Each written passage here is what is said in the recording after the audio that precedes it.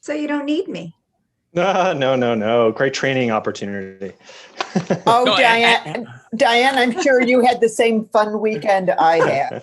It was a long Sunday. But we certainly commend you guys for taking the time to read all of that. That's right. It reminds me back in my beginning lawyer days, everybody got to read and summarize transcripts. It was part of the deal. But I cut my teeth on federal tax fraud Whoa. and learned how to smuggle heroin as part of the job. So this wasn't quite as exciting. But it got you to Summit, Claire, so that's well done. All right. There's a phrase you don't hear every day on a zoning board. It's good to have a skill to fall back on. There you go. But also know that even though you may not vote on this, your input is important with questions and things like that, that some of those who vote may not be remembering those things or may not bring something up. So Right. participation of all 11 board members is key. Nailed it, Joe. Good job. I think Joe's trying out for chair, by the way. I'm feeling the heat a little over here. All right. You can Well, be vice chair. Would you like me to light the match? What? Take my All right, seat, we're Joe. past- Take it. All right, we're I past don't- 7:30. All right, everyone, tone it down. Tone it down. All right. All right, we're past 7:30 now. Michelle, how you doing? You ready? Yep. All right, Mr. Feldman, I see is here, which is wonderful. Andy's here and the whole crew. All right, everyone, here we go. Good evening and welcome to the March 15th meeting of the City of Summit Zoning Board of Adjustment. My name is Stephen Spur and I'm chairman of the Summit Zoning Board. In accordance with New Jersey Statute 10:4-10, adequate notice of this meeting has been provided to a newspaper of record and has been posted here in City Hall. This meeting is a judicial proceeding. Any questions or comments must be limited to the issues that are relevant to what the board may legally consider in reaching a decision, and decorum appropriate to a judicial hearing must be maintained at all times. This meeting is being conducted virtually via video conferencing in lieu of meeting in council chamber at Summit City Hall, Summit, New Jersey. This meeting is being live streamed to the city's YouTube page. In addition, members of the public can view and participate in the meeting by following the link provided on the agenda. Members of the public may also submit written comments and questions to the zoning board secretary in advance of the meeting to be read aloud during the meeting. Such written comments shall not be considered testimonial and shall not be considered by the board in its determination on any application. Individuals wishing to provide testimony as to any application must participate virtually with both audio and video enabled. Andy Ball is the zoning board's attorney. He will advise the board members on matters of law and is the key interface with an applicant's attorney. Mr. Ball does not vote on the applications. Chris Nicola is a city employee and is the zoning board secretary. Mr. Nicola works with applicants on getting their applications together, planning our agendas, and keeping our meeting minutes. Mr. Nicola also does not vote on the applications. Our board consists of 7 regular members and up to 4 alternates. All members can participate in the hearings tonight, but a maximum of 7 can vote. Most applications require a simple majority to be approved. Some applications require 5 affirmative votes to be approved. You will be told which majority will be required before we begin our deliberations. Mr. Nicola, will you please call the roll of the members? Sure. Chairman Spur, Here. Vice Chairwoman Newell, Here. Mr. Yuko, Here. Mr. Steiner, Here. Mr. Mullen, Here. Ms. Schwartzstein, Here. Mr. Malay, Here. Mr. Loikitz, Here. Ms. Toth, Here. and Ms. Sager. I'm here. The record, Mr. Ball is here and he's our board attorney. You have a quorum, you can proceed. We generally hear the cases in the order they are listed on the agenda. We try to have each hearing last no more than 30 minutes, but we do understand that some cases are too complex to be heard within that time frame. Each hearing begins with the applicant or their attorney giving an overview of the application and the variances that are required.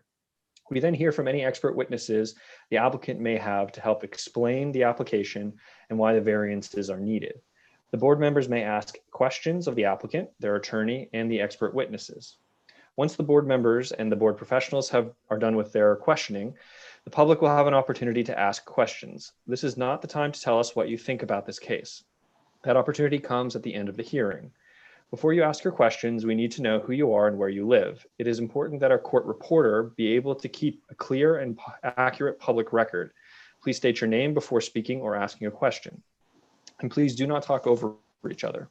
This is even more important under the current circumstances. After all witnesses have been heard, members of the audience have their second opportunity to speak, and at that time, you may express your opinion, positive or negative, about the application. Then the public hearing is closed and we go into executive session where the board members discuss the case and vote. You'll be able to listen to our executive session, but you will not normally be able to participate in our discussion.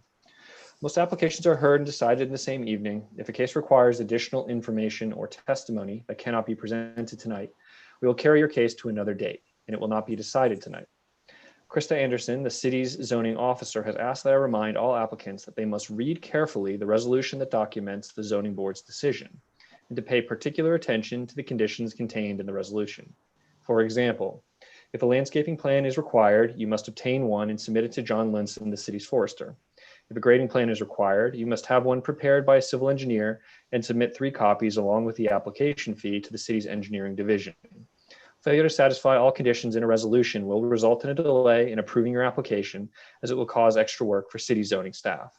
The resolutions documenting the board's decision will normally be available 1 month after we decide the case. When I call your name, please tell me how many witnesses you have and whether you think you can complete your case in 30 minutes. Mr. Feldman, you're up. But before we do, I want to give an opportunity to our attorney, Mr. Ball, just to help set some background here, some context to this procedurally peculiar case, though we are excited to have you back, Mr. Feldman, to hear you this evening and likely in future evenings as well. So Andy, anything you want to summarize for us real quick? Certainly. Yeah, somehow I doubt this is only going to be a 30-minute hearing, but just for the benefit of any members of the public who maybe have missed the prior hearings or it's been a little while, this matter is returning. It was a prior major site plan application with D1 and C variances for construction of a child care facility as well as a parking lot.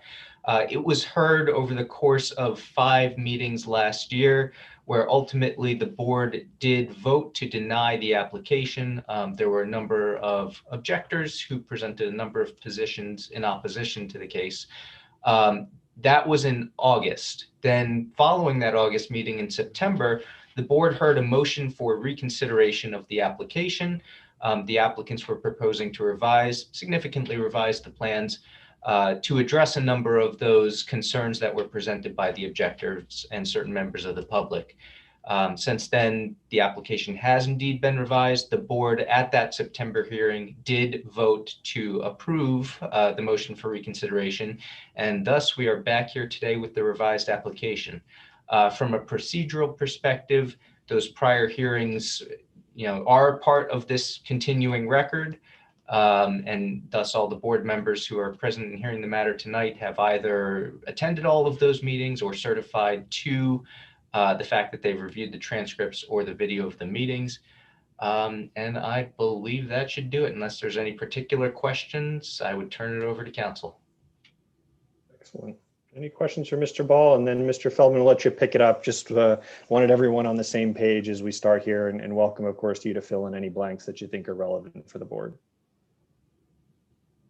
Okay, silence, but I can feel the excitement. So with that, Mr. Feldman, if you'd like to restart us, we welcome you back here to the Zoning Board of Adjustment.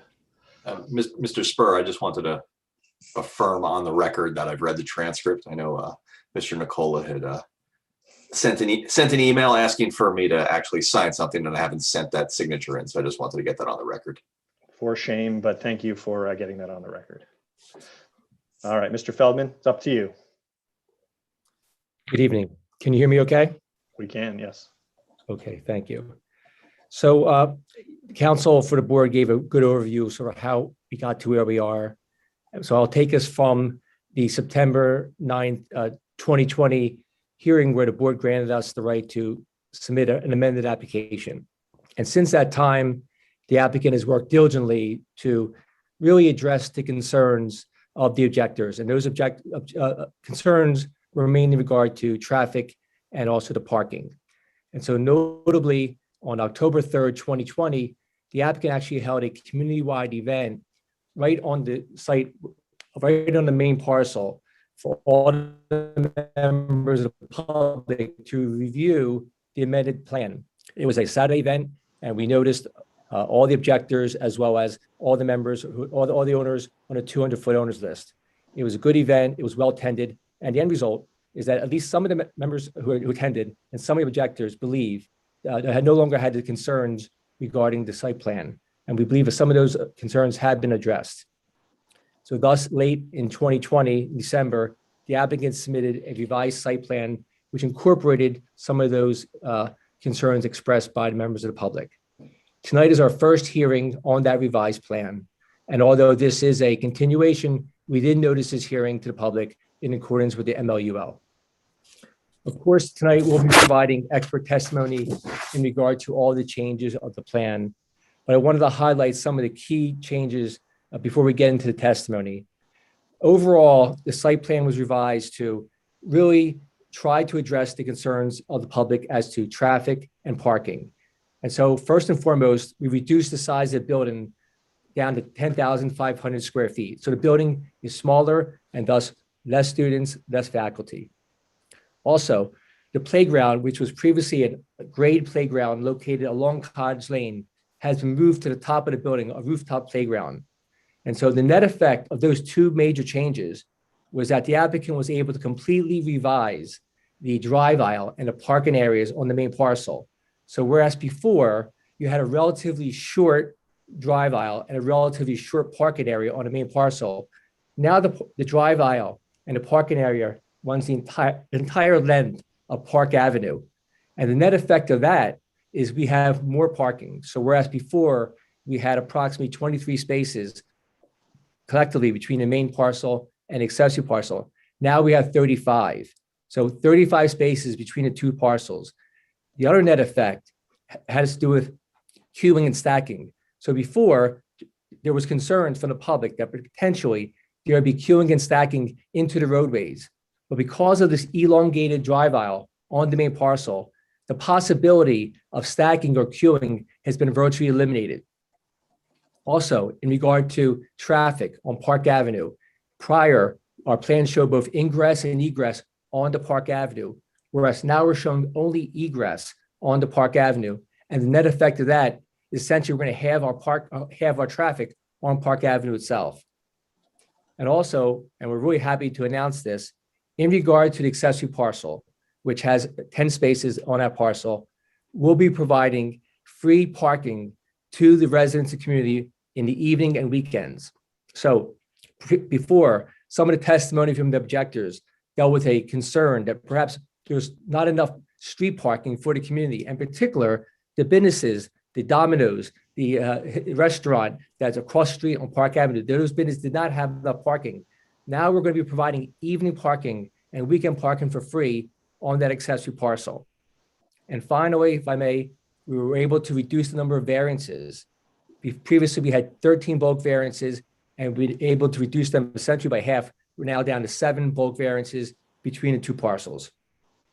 So tonight, we have experts who will be testifying in more greater detail as to these changes. First, we have Matthew Jarmel. Matthew is a licensed architect in the state of New Jersey.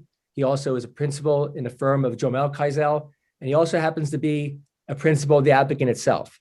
He'll be testifying to the changes in the site plan itself. We also have a traffic engineer, John Korak, from Stonefield Engineering and Design, who'll be testifying in regard to traffic, ingress and egress, circulation within site, and also parking. And finally, we have available Justin Osiello, a New Jersey licensed planner, who'll be addressing the variances that we were seeking for in this application.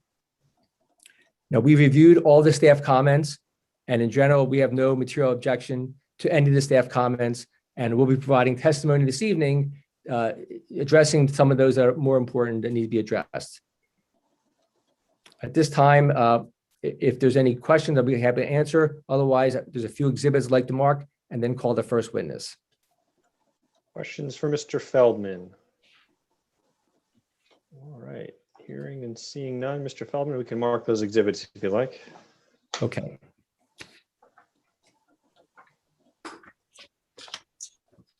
All right, I believe the last exhibit was A14. Chris, I'm going to look to you for this, so you'll have to excuse me.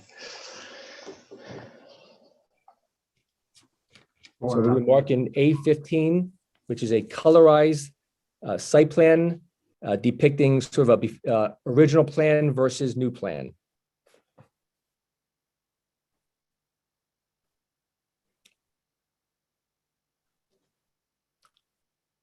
Let's keep going. A16, a rendering depicting a view from the corner of Cottage and Orchard. A17, a rendering from it's a view from Park, essentially standing right in front of the stores. And finally, A18, another rendering depicting a view from Park, I believe looking southward, is that right, Matt? Looking southward towards the property.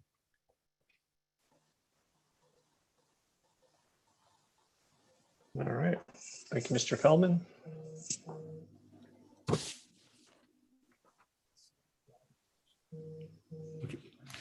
We come over. I'm actually with Matt Jarmel in the same space. We were trying to do this in separate computers, but we may actually, because of the sound issues, join computers. All right. Do what you need to do. Go for it.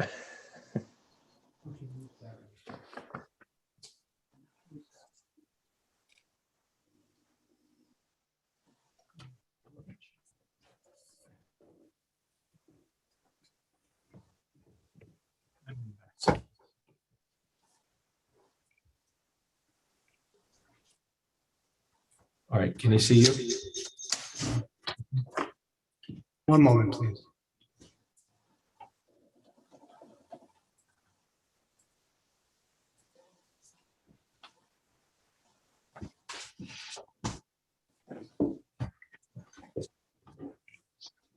Okay. Mr. Feldman, just remind me your name and address for the record. Yeah, thank you. I can. I believe I need to be sworn in because I have not testified previously. Yep. If you're ready, I'll swear you in now. If you could raise your right hand. Is it in raised off camera? All right. Do you swear or affirm that the testimony you're about to give in this matter is the truth, the whole truth, and nothing but the truth? I do. And please state your name, spell your last name for the record. Sure. My name is Matthew Jarmel, Jarmel. Thank you. And would you briefly describe your background, experience, and give 3 boards you've appeared before aside from Summit? I'd be very pleased to. I am a registered architect in the state of New Jersey. I've been registered since 1994. My education includes a Bachelor of Architectural degree from the New Jersey Institute of Technology and a master's in business administration with a concentration in real estate development and urban land use from Rutgers University. I'm the president of Jarmel Keisel Architects and Engineers located in Livingston, New Jersey. I have testified hundreds of times before municipal planning, zoning boards, and Superior Court in the state of New Jersey, and my license is in good standing. And just briefly, 3 boards you've appeared before recently? Recently, let's see, Watchung, I have an application there, Newark, Livingston. Thank you. I imagine the board would like to accept your credentials at this time. We will. Welcome, Mr. Jarmel. Thank you. All right, counsel, your witness. All right, Mr. Jarmel, aside from your role as an architect, are you familiar with the day-to-day operations of the learning experience childcare centers? Yes, I am. I've been engaged working as a preferred architect for the learning experience for approximately 20 years. During that time frame, my firm has designed upwards of 250 childcare centers for the learning experience throughout the United States, and actually recently, pre-pandemic, we're working on 2 in London. My personal expertise in childcare goes beyond just the learning experience, where I've designed centers for other national brands such as Goddard, Kitty Academy, some local brands like Lightbridge Academy, which you may have heard of, Primrose, and local YMCAs. In total, I've designed well over 300 childcare centers that have been built and constructed and are operating, and our firm has approximately 100 in various stages of development. Sometimes I also wear the hat of real estate developer, and I am a principal of this application that is before the board this evening. I currently own 4 childcare centers in New Jersey, one in Union, one in Livingston, one in Roseland, and one in Eatontown. And I'm involved in projects where we have 3 under construction in Westchester County, New York as well, and we actively seek them. I'm owner of the Livingston Learning Experience, which was actually the very first learning experience built approximately 18 years ago. So I've been intimately involved with the development of learning experiences. I understand how they operate, and I've been attached to one. My office is attached to one for the last 18 years.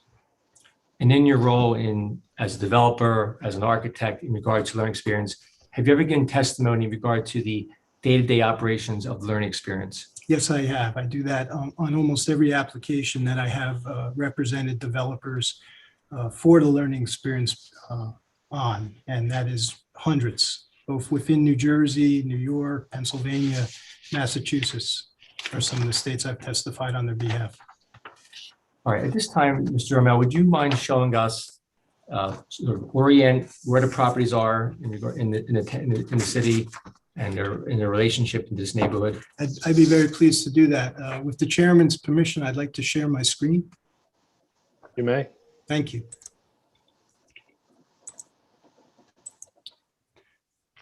What you're seeing before you right now is an aerial exhibit that was previously shown to the board.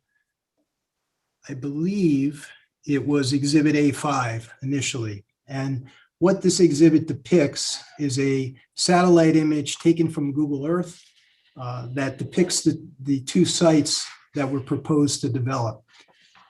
I'm running the cursor of my mouse along Park Avenue, and the main site is located at the intersection of Orchard and Park Avenue, and the Cottage Lane circles around it. So the main site is a isolated site. It's a block onto itself, and as a result of that, every frontage is a front yard.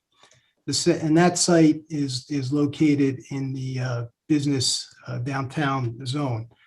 The site that brings us to this zoning board is And to across. clarify, that's the NB zone, is I'm that sorry, correct? that is correct, the NB zone. The site that brings us to this zoning board for a D variance is across the street, which is a parking lot currently. And I believe we've shown in previous hearings that has been a parking lot dating back to the late 50s and early 60s. These 2 sites combined are just slightly less than half an acre.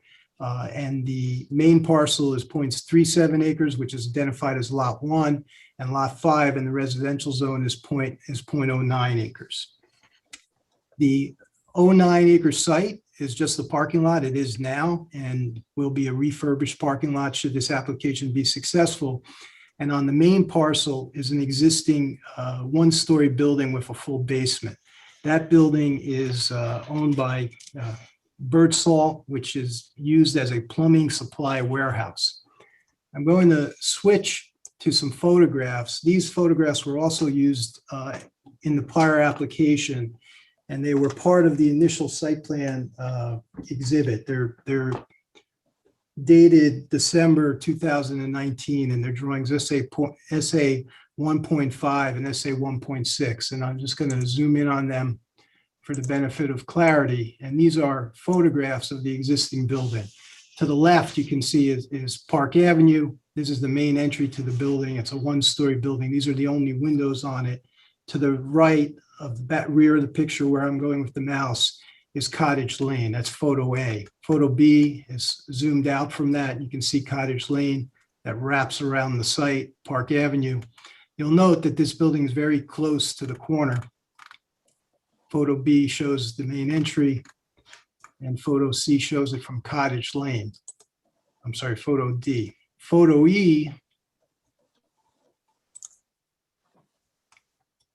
excuse me, zooming in again, is a site of showing in a Cottage Lane. I want to point out to the board that this is the curb that I'm running my mouse across of Cottage Lane. This is the face of the building. That's about 1.5 feet. The building sits about 1.5 feet off the curb line, has very few windows or fenestration. This is a corner of the building. This is Orchard. Park is left to right in the foreground and Cottage to the left. So you can see that this building sits right up against the edge of the road, property line on Cottage. It's about 10 feet or so, about 8 to 10 feet back from Orchard, and it goes right up to the corner with Park Avenue. So it actually, if there's a vehicle here at the stop sign, it blocks any view. Single-story building, not very attractive. And our understanding is under the current zoning, this building does not conform from a use standpoint, where our proposed use of a childcare center does. This is being used as a warehouse. It's also our understanding the way your ordinance defines square footage or of areas of buildings. It includes buildings with full basements as part of the floor area of the building if they have a higher ceiling height than 7.5 feet. This building does in fact have a full basement, and it is also utilized for storage of plumbing supply. So the actual gross square footage of the building in accordance with the Summit zoning ordinance is about approximately 14,000 square feet, which is considerably larger than the building that we propose to build and replace it with on the site. In addition to that, the NB zone actually has a requirement that all buildings be a minimum of 2 stories. It actually allows for 3-story buildings. So this building also does not comply because it is a 2-story building. What about a floor area ratio? The floor area ratio is also not compliant.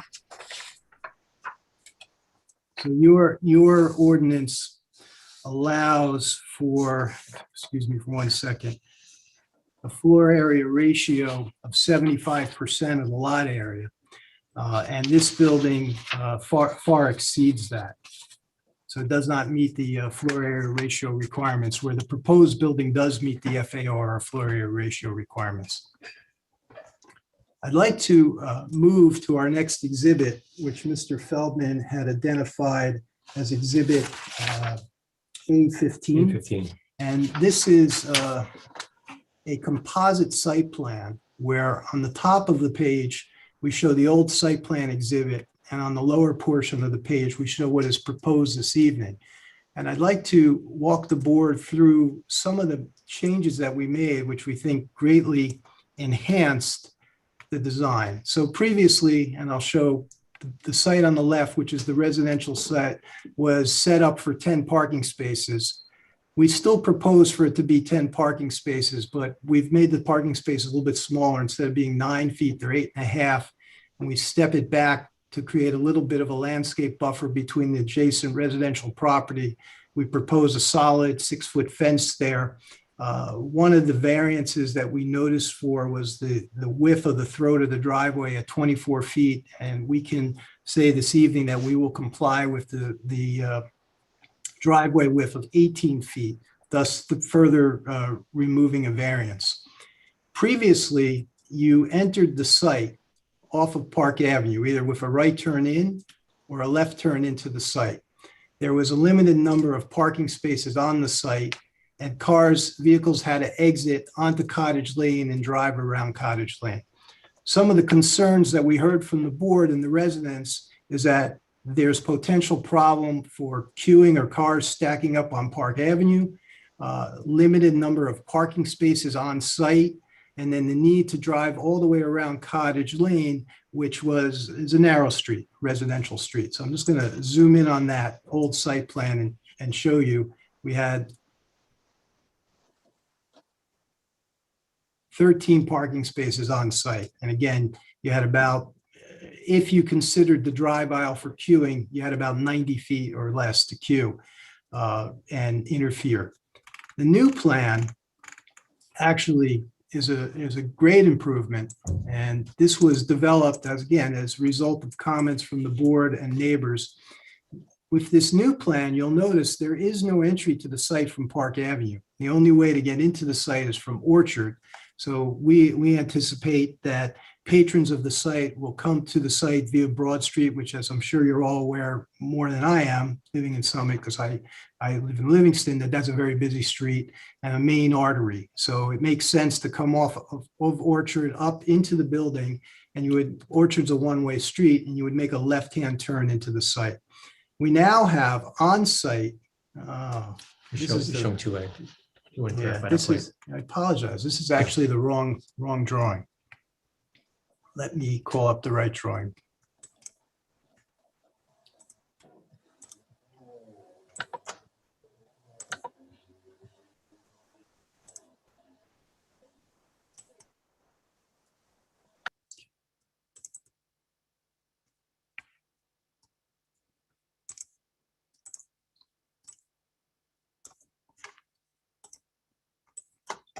It still shows two-way traffic though. It does, yeah. Just clarify. that point. So this exhibit is the proper exhibit, although it shows two-way traffic in the rendering. It's only intended to be one-way traffic. So you have a left turn in off of Orchard is the only way to enter the site. And now there are 26 parking spaces on the site. These 26 parking spaces meet the and actually exceed the zone requirement. And when you add the 10 that we have in the adjacent residential parcel, we have 36 parking spaces. We're able to achieve this by reducing the ground floor of the building to 32,555 square feet and having the second floor of the building of 7,265 square feet for a total of 10,500. That's a reduction from the 11,000 previously presented, and having a rooftop playground, which is shown in this diagram. What I really like to emphasize is now the site is approximately 190 feet long. So we now have 190 feet for queuing, okay? And our traffic engineer will talk about how many cars fit in that. And considering this could be a What is the width, one-way- what is the width of the drive aisle? drive aisle is 24 feet wide, so it's a double drive aisle. So you could theoretically queue 2 rows of parking here, which we don't ever anticipate needing to do, but we want to show that we have that ability because it was a concern. And now when you exit the site, you make an immediate right-hand turn on the Cottage Lane, and you're less than about 40 feet from the curb with Park Avenue. So there are no more cars driving around the site on Cottage Lane. They drive through the site, under the building, and then turn quickly on the Cottage and then back out on Park. As Mr. Feldman had indicated earlier, we have removed approximately half the traffic on Park Avenue because there is no way to enter the site from Park Avenue. The only way to get to it is from Orchard, and it's a short drive right off of Broad Street. So Park would only be used for egress, not for ingress to the building. And if you're familiar with childcare centers, they're the type of facility where when a parent enrolls their child, they do it for several years. It's a destination site, so they know where it is, they know how to get there after the first time, and they learn the patterns. And I just want to remind the board that the childcare center operates from approximately 6:30 a.m. to 6:30 p.m. Monday through Friday. And on those days, there is no set time for dismissal or for starting the program. The center operates at the convenience of the parents that utilize it, and parents will drop and pick up their children at their own desire. So what we have found, and designing these on a national basis and having hundreds in operation, is that you never get more than 6 to 8 parents dropping their children off at the same time. We've allocated parking spaces directly under the building for them.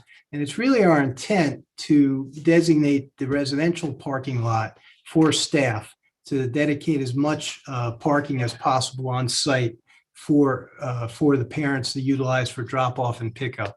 So will the accessory parcel be staff only?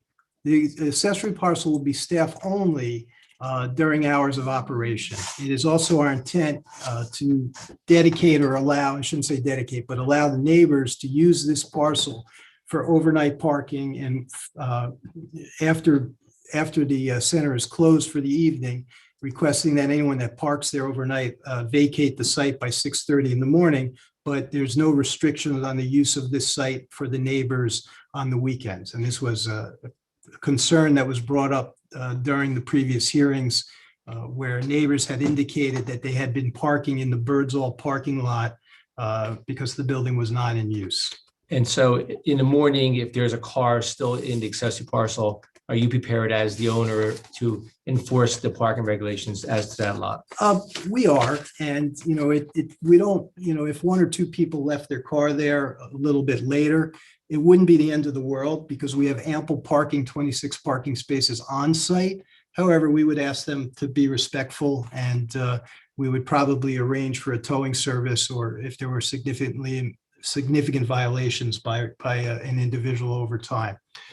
For the record, if I may just clarify, because I believe this exhibit is a little bit off. Number of parking spaces on the main parcel are 25 spaces, if that's okay. That is correct. And so it would be 25 spaces on the main parcel and 10 spaces, which is correct, on the accessory. An accessory. And there was also a comment in one of the, either the planner or the engineer's report that we only had one handicap space on site, which was depicted as the one where I have the mouse. That was a drafting error, and the intent was to have a second handicap spot adjacent to it. So are you prepared to have a second handicap space on the main parcel? Yes, we are. Great, thank you. Now, I would like to move on to the renderings that we prepared for this evening. The first rendering, which we identified as Exhibit A16, is a view of the proposed building from the intersection of Orchard and Cottage.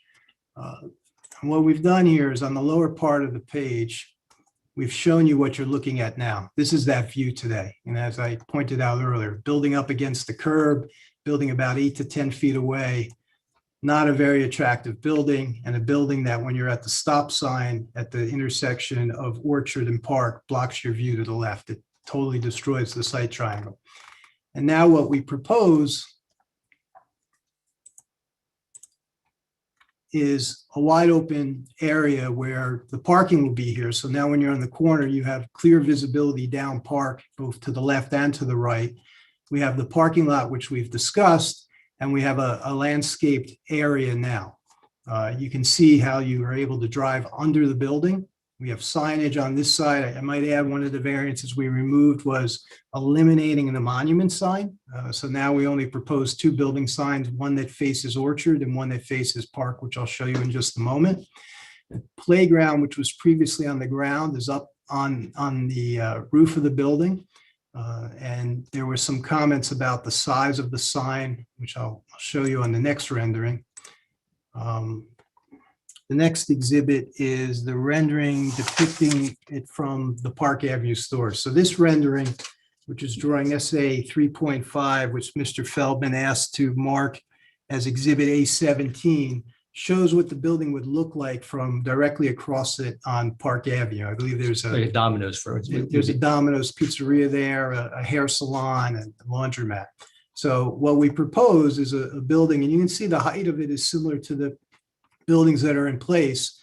And actually the building I'm pointing to is at a different zone than ours. That's not in the MB zone. We're allowed to go 3 stories, but we've only gone 2.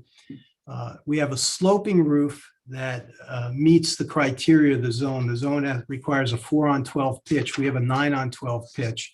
And what's actually happening is there's a well behind that roof, and I can show you in a moment in a diagrammatic section, where the playground will be and where mechanical equipment is screened. And so from the actual roof to the top of that parapet is about 10 feet. So you won't see children, you won't see mechanical equipment. And by the way, these are young children. They don't play with balls or anything like that that would bounce off. And the view of that, you can see the existing view of that same area, also not very attractive. It shows this old dilapidated building close to the curb with no landscaping. Matt, will you see the playground equipment in the playground from the street? You will not. And I have a diagram that will show that. What we've also done is we've put a masonry wall in front of the building to help screen any cars that are parked in there. Here's our second sign. If I haven't already testified, there was a comment that we had would need a sign variance because Bubbles the elephant, which is the logo for the learning experience, was taller than 30 inches. It was projected on the drawing as 36. We can say this evening that we have permission from our tenant to reduce it to 30 inches, thus eliminating another variance. And one of the requirements of the MB zone is that your building have a predominant facade facing Park Avenue, which we believe we've created by having a gable roof here, signage, and a way for pedestrians to walk through the building. And from there, where is the entrance to the building? The entrance to the building, if I return to the site plan, is inside here. So the break in the brick wall is right here where I have the mouse. There's a crosswalk where people will walk across and into the building. The reality of it, there might be some people that walk to the building. There might be a worker that gets dropped off, but we anticipate that the vast majority of people that come into the building will come to the building via the driveway and parking lot. Now, our final rendering which is identified as Exhibit A18, depicts looking down Park Avenue, we'll say from the west of the site. And the lower photograph, again, shows the current view. And you can see the building, the single-story building that doesn't comply with the height requirements of 2 stories down in the distance, and Park Avenue and the adjacent, we'll say, multifamily home. I think that's possibly a 4-family home. And what we put here is, again, you can see the building in keeping with the height of the adjacent buildings, having a nice styling to it. In fact, our previous application had more of a commercial looking building, and there were comments, I think, from the Historic Society about using a more residential siding and brick and some more traditional, what we'll call dimensional shingles on the building, which we did. And we were very pleased to see that Summit's Historic Preservation Society actually commented on the aesthetics of the building and how they thought the scale of the building worked very well in the neighborhood. Moving from the renderings, just going to take you to, this is the proposed floor plan. I just want to give you an understanding of how it works. Now, this is not marked as an exhibit because it was filed with the site plan application. It's drawing SA 3.1, and I'll zoom in on the lower level, and you can see a portion of the parking lot, the crosswalk within our own parking lot that I just mentioned. And again, the building will have a vestibule. We went through, my colleague Cheryl Schweikert on the earlier testimony went through detailed description of the operations, but I'll explain that to you very quickly, is that parents are given a key fob. These are glass doors. During business hours, the outer doors are open, the inner door is locked. Parent has a fob that allows them to enter the building. There's a touch screen that they log in their child, and then the child is taken to the classrooms. The first floor of the building has children that are less than 2.5 years of age. That's a building code requirement. And then the second floor, there's an elevator in the building. There's 2 stairs in the building. And the second floor is where the bulk of the operation takes place. This is for children that are older than 2.5 years of age, and it includes an indoor playground and various classrooms around the perimeter of the building. At the top of this drawing, I have a licensing chart, and I just want to point out the chart on the left was the chart from the original plan, the 11,000 square foot building that we had presented previously. This had 155 children, 21 staff, for a total of 178 people. The reduced building has 6 less children at 149 and 4 less staff at 17 for a total of 168. So the building per New Jersey Department of Children and Family license capacity will have 10 fewer people than the previous application. You may recall from my colleague's testimony where she talked a little bit about capacity. It's typical that these buildings fill to about 85% of capacity. The reason for that is that it's difficult if a child leaves in the middle of the year to fill them. Although the child care center is open 12 months a year, parents tend to enroll like a school session from September to the summer. The operator likes to keep open spaces for as children develop. They need to be moved into a proper environment. The example I frequently give, if you could imagine a room that has a group of children that are crawling and all of a sudden one of them stands up, that child, as they're developed faster than the other, is now a danger to the other children. So you want to move that child to a more appropriate environment.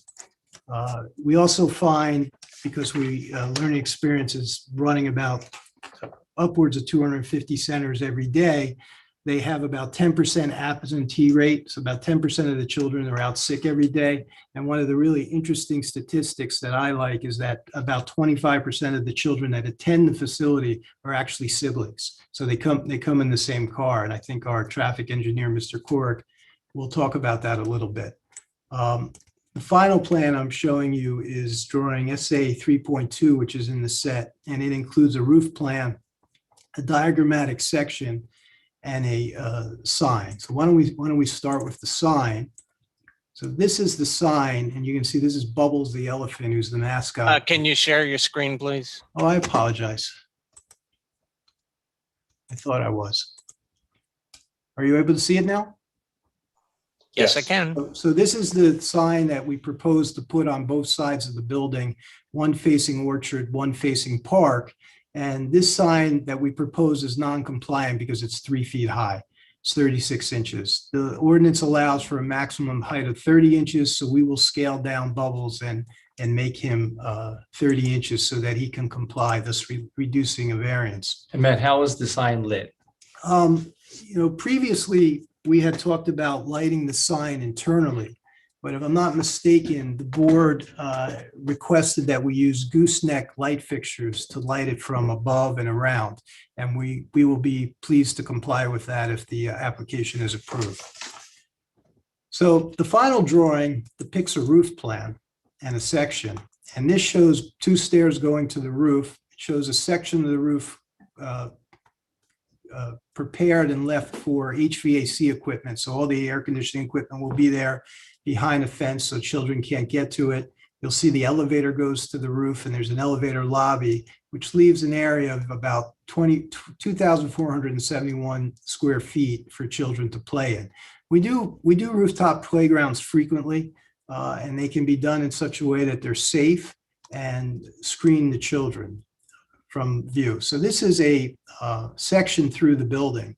And you'll see, I talked about earlier, the 9-on-12 sloping roof, and then there's a parapet wall.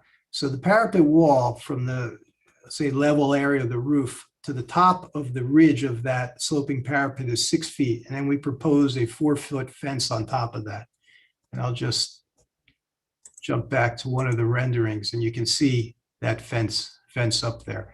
So the children are safely tucked away in this rooftop playground where they can play and be screened from the public, and it controls noise and visual concerns.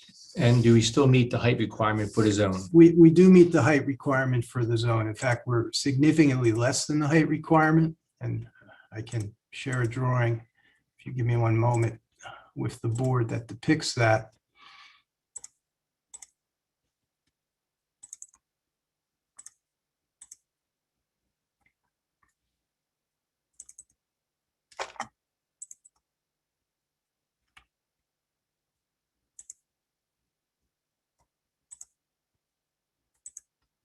Share my screen again. So this drawing is also not marked as an exhibit, but it's part of the site plan set. It's entitled SA-3.1. It depicts the elevation of the building along Park Avenue as it faces north, and the elevation along Cottage as it faces west. You'll note on the side of this drawing are a list of dimensions. Your zoning ordinance allows for a maximum building height of 42 feet. That's measured from the average grade plane, which, by the way, in this case is actually 9 inches below the finished floor of the building, because it's taken on the average around the building to the highest point of the building, or actually to the highest point of the roof. And there's a little bit of interpretation needed with this, but we consider the roof ridge as the highest point, which is 34 feet, 7.5 inches below. Architectural detailing such as the fence that goes around and the bulkhead or screen that's above the elevator is allowed to extend past that 42 feet. The bulkhead here is 9 inches beyond it, but again, I don't believe that triggers a variance because it's allowed to do that. So we do comply with the height requirements as well. And you'll also notice that on the Cottage Lane elevation, you can see how we have the drive aisle that goes underneath the building so cars can come out. We showed the car in the middle of the cartway because it is a one-way cartway. And we show how the cars are parked and that there's a masonry wall that matches the base of the building around it to screen it as well. There was a comment, I believe, in the planners or engineer about the height of being 10'8" and being a little bit low for trucks. And we've looked at it with our engineers, and we can increase that to about 11 feet, which will accommodate most vehicles like a FedEx truck or a UPS truck, which would be the type of size truck making deliveries to the site. You might ask, what about a fire engine? It's our experience that a fire engine would not drive under a building that was on fire, they'd want to park alongside it. And one of the benefits of this building is that it has a block. It's got public streets all around it and a very wide driveway that a fire engine could pull into. The building will have a sprinkler system. There was a request at the onset of this application, I believe by your fire chief, for that we include a fire hydrant at the intersection of Orchard and Park Avenue, and we'd certainly be willing to do that. But he actually, on this application, asked us to move it a little bit further back on Orchard, which we'd be very, very pleased to comply with as well. I think the last thing I would do before I would mention is that in our meeting, which I chaired with the neighbors, there was concern over the speed of traffic and the amount of traffic on Park Avenue. And we discussed certain ideas for traffic calming. I had suggested speed humps, which the neighbors didn't like that idea. Nobody really enjoys slowing down to go over a hump. But we also suggested potentially adding stop signs. Right now, there's a stop sign where Orchard approaches Park Avenue, but there are no stop signs on Park Avenue. So though you can drive right over the Orchard, as you may know, Orchard's one way, but crosses Park Avenue. So if it pleased the board and your town council agreed, we would be willing to install stop signs and appropriate crosswalking on Park Avenue as traffic calming devices if the board thought that was appropriate as well. And then just to kind of reinforce, we think my testimony, we are willing and welcome to share the parking lot, the 10 parking spaces on the residential side. That was also a concern of some of the neighbors at previous hearings, that they said there's no place for us to park. Although we believe there's ample street parking, this would help the neighbors as well for some overnight parking. So with that said, I complete my testimony, and I thank you for your time, and I'm sure Mr. Feldman will ask me any questions I may have missed. Matt, can you speak to refuse? I can speak to refuse. Thank you. So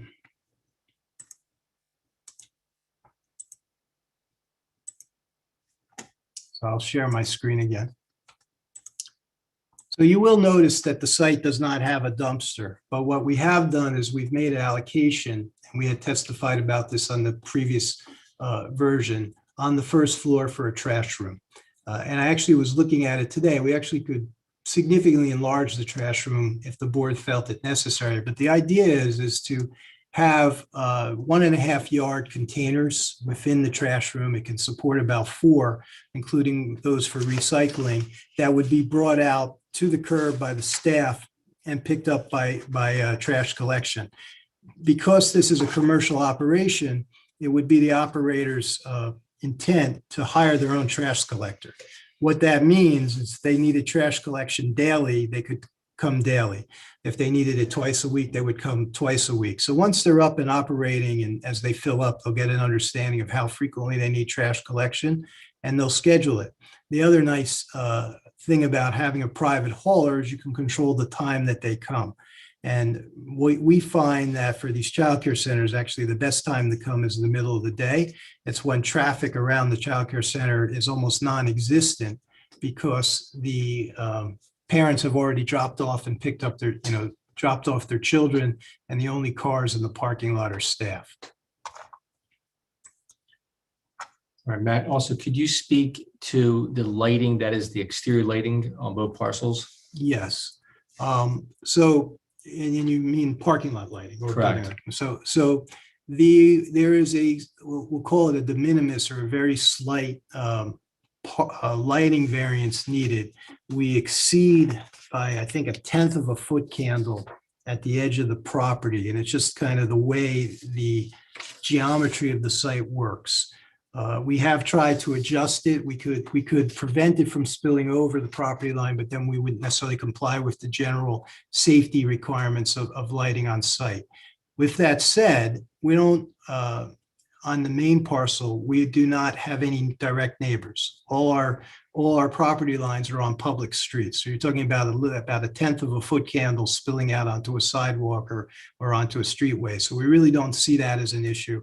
And as far as the residential lot is concerned, we would, I believe we comply over there, but we would shut any lights approximately an hour after closing. The center closes at 6:30. So there's really no reason to have lights on beyond 7:30 p.m., 8 p.m. At night. The only people that might be in the building is a cleaning crew, and they don't really need the site lighting for that. There was also, in the previous application, we were using light poles that were 10 feet in height. We've reduced them to, which would require a variance. We've reduced them to 8 feet. So there's no variance required for light pole height. And that further helps kind of reduce the foot candles. Matt, are any generators proposed? There are no generators proposed. It's not a code requirement for this use. And can you speak to is there any benefit to having the covered parking from a weather standpoint? It's a great question, Craig. There's a tremendous benefit in that the way these centers work, parents, and even during COVID, parents have to walk their child during COVID to the front door. The parents aren't allowed in, but presumably as things improve with the pandemic, we'll go back to the normal procedures where parents actually enter the building. Frequently, there's a misconception as to how these centers operate, and a lot of people mix them up with a public school that starts at 8:30 and everyone shows up at 8:30. That doesn't happen here. Parents come and drop off their kids, and they don't pull up to the curb and kick their kid out of the car because the age of the child, I shouldn't say kid, child, children, all the children in the building are less than 5.5 years of age. Some are as young as 6 weeks, so they get carried in or walked in holding hands. And when there are two children, as I said, 25% will be two or more children. You'll have a parent maybe carrying a baby in a car seat and walking a toddler in. So having the parking lot covered is a tremendous benefit from a weather protection standpoint. If there's raining, they won't get wet. If it's snowing, they won't get snowed on. If there's snowing, there won't be a lot of ice or snow to clear up on the drive aisle. So it helps improve the safety of the entry. And Matt, there were some comments in the staff reports, both from the Forester and the Environmental Commission concerning our landscaping plan in regard to our choice of species. Are you willing to comply with the recommendations of the Forester? Absolutely. They're the experts, and we would change the planting schedule to meet their suggestion. I have no further questions. Okay, thank you very much, Mr. Feldman. Mr. Jarmel, I'll offer our board professionals the opportunity to chime in first. Maybe Mr. Snickis, if you want to begin with anything of note for this particular witness. Yes, thank you, Mr. Chairman. Can you hear me okay? Yes, thank you. Okay, thank you. Just a few questions. In your capacity, you're acting as the site expert as well as the building expert, correct? From your testimony. I am this evening. Now, with that said, our site engineer, Jerry Gisario, is actually on the Zoom. I can see his name and he's muted. And if there are specific technical questions related to your review of the site, we can make him available. But in the interest of being expeditious and because he has testified on the technical aspects of the site design and the stormwater in the past, we asked him not to speak, but he can be made available. Okay.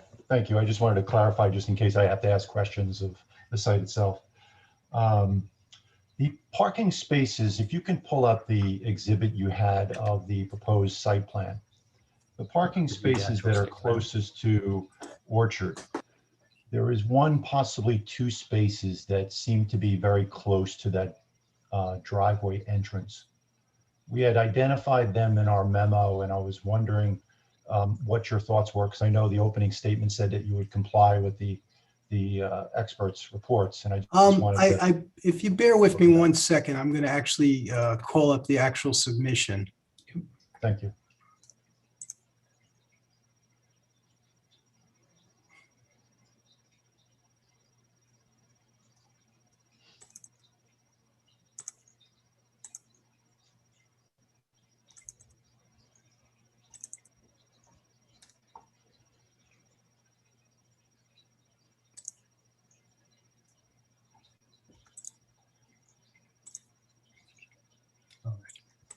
And if you don't mind, just retestify as to the number of spaces and directions. Sure. And this is the actual site plan that was submitted with the project. It's C300. And I apologize because the rendering was not accurate. It had showed one extra parking space.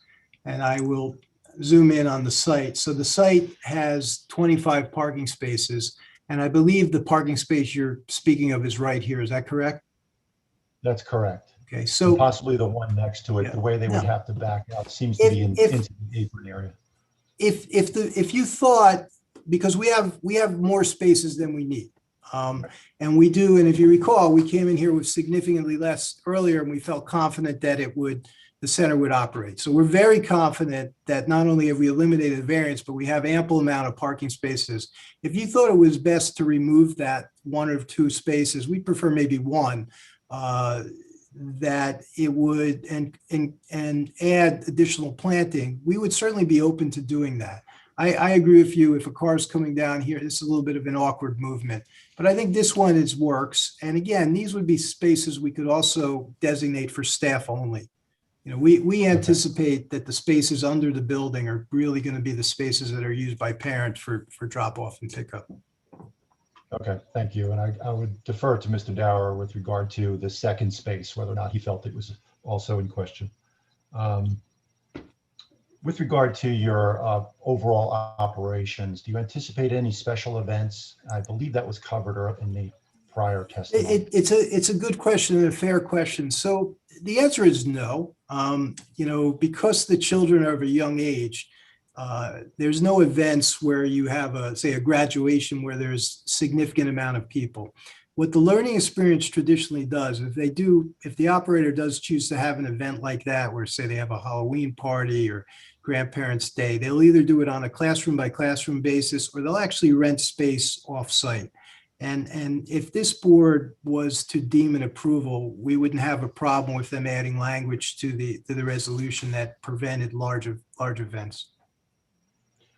In your professional opinion, how many spaces are needed by the employees? I know you indicated that 10 spaces off-site would be reserved for employees. So this site at the current size and requires 17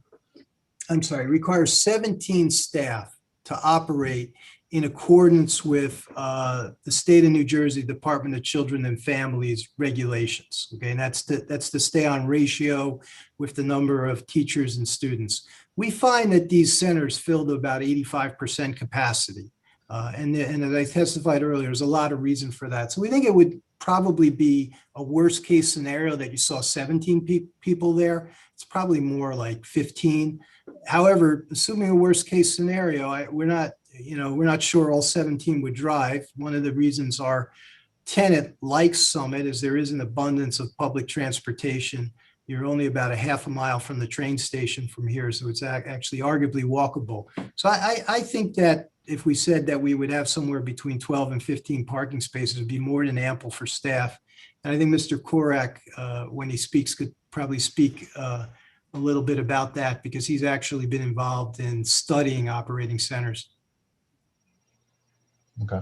Regarding the play area that's proposed for the rooftop in comparison to the previous plan where you had it on the ground, I know you had indicated there would be no equipment that would be visible, but just looking at it being on a rooftop, thinking about heat during the summer months or in the hotter times of year, would there be any shade structures that would also be in consideration, an umbrella or things of that nature? So on the there's actually a requirement in both what we call there's actually a playground subcode, building code for playgrounds, as well as the state facility standards do require the need for shade protection.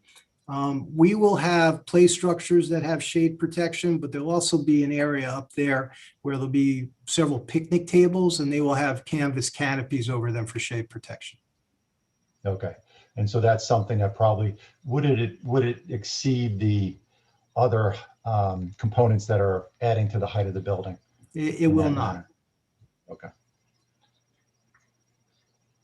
You indicated you're removing the monument sign. That was in comparison to the prior application, correct? There was no monument sign on this site plan. Well, yeah, technically it's the same application, but the original submission, the original site plan had a monument sign that has been removed. Okay, just wanted to clarify that for my records. You had indicated from the trash hauler perspective, you would be doing private hauling. Where do you anticipate their staging for the truck in order to stage the trash removal. Would that be off of which adjacent side street? I would imagine you would not want them to come through, obviously, under the building. That's so it's correct. So the trash room is at the rear of the site or on a side of the site that faces Cottage. And I envision that there would be a coordinated effort between the staff of the facility and the garbage haulers where these bins are brought out on the curb at Cottage and then they drive through. Okay. You had indicated the intention to shut the site lighting off after hours. But yet, would there be any other security lighting? Obviously, you always worry about the inverse. If you're turning off lighting, what is going to be the normal lighting that's available? Lighting underneath the building?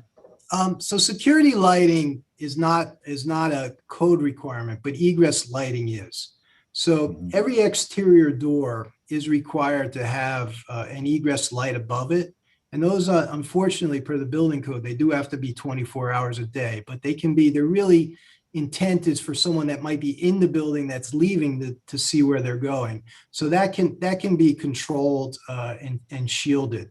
There are only 2 doors that face, or I'll say 3 doors that face Cottage, which has residential neighbors. And I think those can be controlled relatively well with a shield.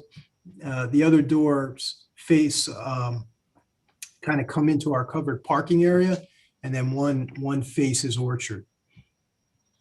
Will the covered parking area I know it has recessed lights that are part of the lighting of the covered parking lot. Will they be illuminated? I'm trying to get for the board's information what level of lighting is going to be on. So there'll be 2 types of lights up there. There'll be what we'll say the general ambient lighting that will be on during operation times, and then there'll be egress lighting, which, don't quote me, but I believe is limited to like 2 foot candles per square foot, which is very, very minimal on the egress path. So there will be a egress light that goes over the crosswalk. But other than that, it would be, fairly contained. And there's a skirt, the intent of the design is that there would be a skirt around the 2nd floor. So it's not just a flat surface. There'd be a architectural feature that would block lighting from spilling out significantly. Okay. And so therefore the lighting is not necessarily recessed into the ceiling, it's more or less attached. And it would not be within the traveled way, infringing upon the 11-foot, I think you just indicated, you're going to try to achieve for the vehicular travel. Yeah, I'm not sure I understood the 11-foot question, sir. Yeah, what I'm after is that if you have a minimum clearance of 11 feet. Oh, right, yes. Yeah, it would not impede that. It would not impede that. The intent is that area would have to have a sprinkler system. It would most likely be a dry fire protection system. So it'll have what we'll call an exterior suspended ceiling. So the lights can be recessed in it, just like the sprinkler heads will be. Okay, so that will be suppressed. Okay, that was my next question. The monitoring of parking and pickup and drop off, is that something that's supervised by an employee in order to make sure that there isn't double parking occurring and blocking traffic? So it's not officially monitored, okay? But however, there are cameras there, and parents are given instructions. And one of the things that the center is very strict about is parents sign a contract in terms of how the school provides care for their children and education, but it also talks about how the parents are to respond and act. And they're very strict about maintaining those rules and requirements. And they will not allow parents to, double park in front and block the drive aisle.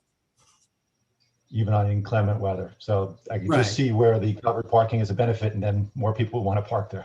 So I just wanted to offer that for consideration. Nothing further, Mr. Chairman. Thank you. Thank you.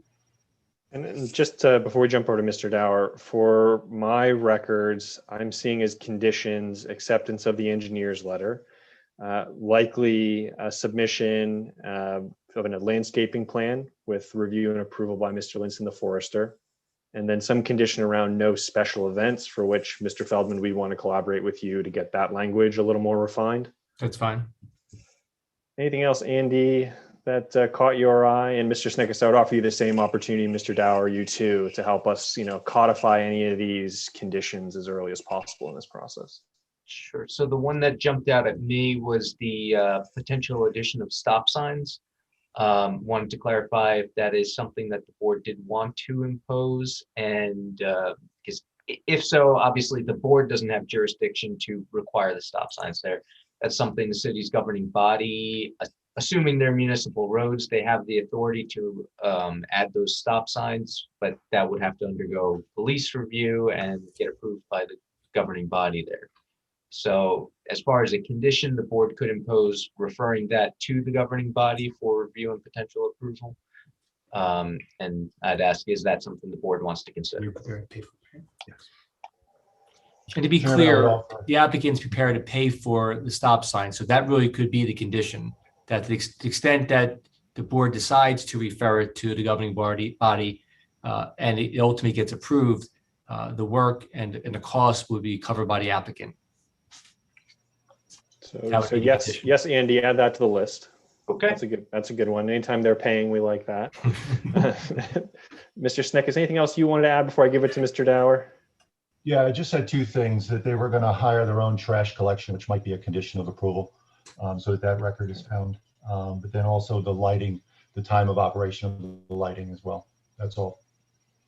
And then with regard to the trash collection, is it appropriate, and this is a question maybe Mr. Snick is first, is it appropriate we set a schedule? It depends upon if you see any impacts relative to that trash collection. That's why I was asking the question where we thought the staging might be, and whether Cottage was appropriate for where that staging was. I think it would be. It's a less of a traveled lane. It won't be Park Avenue. Maybe we can say non-Park Avenue staging, so it doesn't impede traffic and cause any issues there. And Mr. Chairman, we're willing to, and I think we've already testified this previously or provided this condition, that we're willing to set off hours, such as, like, for instance, around noontime for trash collection. That way it's not during AM, PM peak times. Okay. And we'll just want to work with you to define the peak hours, essentially, to stay away from. So that's fine. Correct. Okay.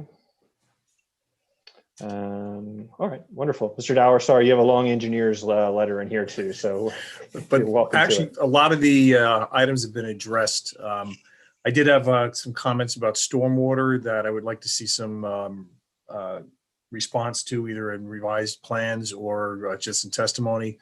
Also, the lighting, I think we've addressed that.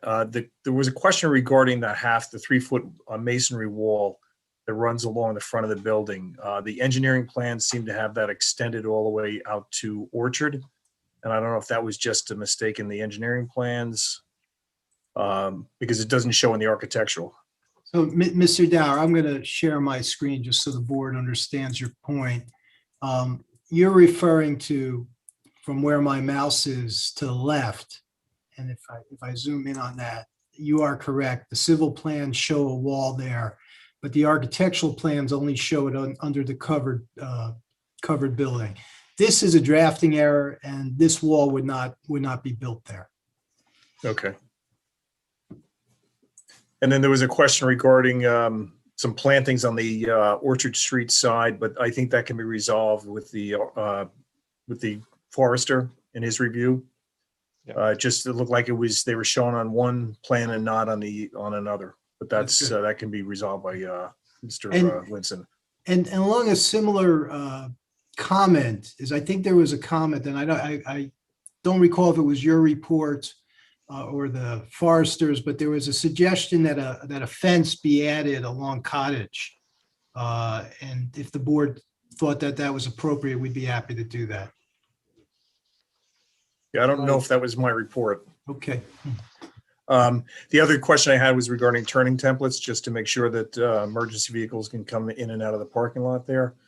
And that was, and you mentioned about increasing the height, the clearance under the building, which is a good thing. But that was my only question, other than the stormwater. Yeah, we can certainly provide those as a condition, but we would certainly want to be able to have an ambulance drive under the building. But, as I testified earlier, we think it would be dangerous for a fire truck to. Right, I totally agree. So, and they wouldn't go there anyway, because there is plenty of clearance around the outside of the building. Agreed. I think, Mr. Chairman, for right now, that's all I have. Is it appropriate that we retain stormwater management jurisdiction on this application, or just to have them address those concerns you raised? I think address the concerns. There were some questions as far as how the stormwater was going to get to the seepage pits and then also, or to the dry wells, and then also whether or not it was going to be all directed there from the site, or if it was just the roof leaders.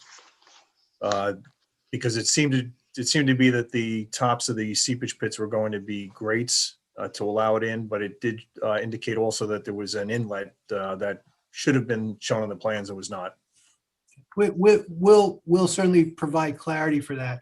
I would actually, if I may, just supplement that, is that currently you have a site that's essentially 100% impervious and it has absolutely no stormwater control. So any water that lands on this site just rolls off into the street. So we now have landscaped area that we've added. So we're not 100% impervious anymore. And as Mr. Dower has indicated, we do have seepage pits to collect water. And not being the design engineer, we'll get clarity on exactly how those work for you. Great, thank you. Excellent. That's all I have, Mr. Chairman. Thank you, Mr. Dower. And just as a reminder, we would condition approval of the application on acceptance of the engineer's letter, which captures a lot of this detail we've just discussed. That would certainly be acceptable. Thank you. Questions from members of the board? Sorry, took a lot of wind out of your sails maybe here, but any questions? Mr. Yuko? Yeah, I have a few. Actually, the first one is actually, I think, for Mr. Ball. We heard the architect talk in a couple of situations. I think one was an exhibit number, where a colorized exhibit where there were wrong directional arrows in the driveway and some misstatement of the parking. The testimony seemed to correct those errors. Should we ask for a corrected document to reflect the accuracy? Yeah, I imagine that would ultimately be submitted by the applicants. Well, to be clear, our site plan submission, which we can show one more time, is correct. So that colorized diagram, that's not part of your official submission, or well, we certainly can correct that for the record. But to be clear, that the site plan that we submitted is the correct, both from a parking standpoint as well as the directions for the line of traffic.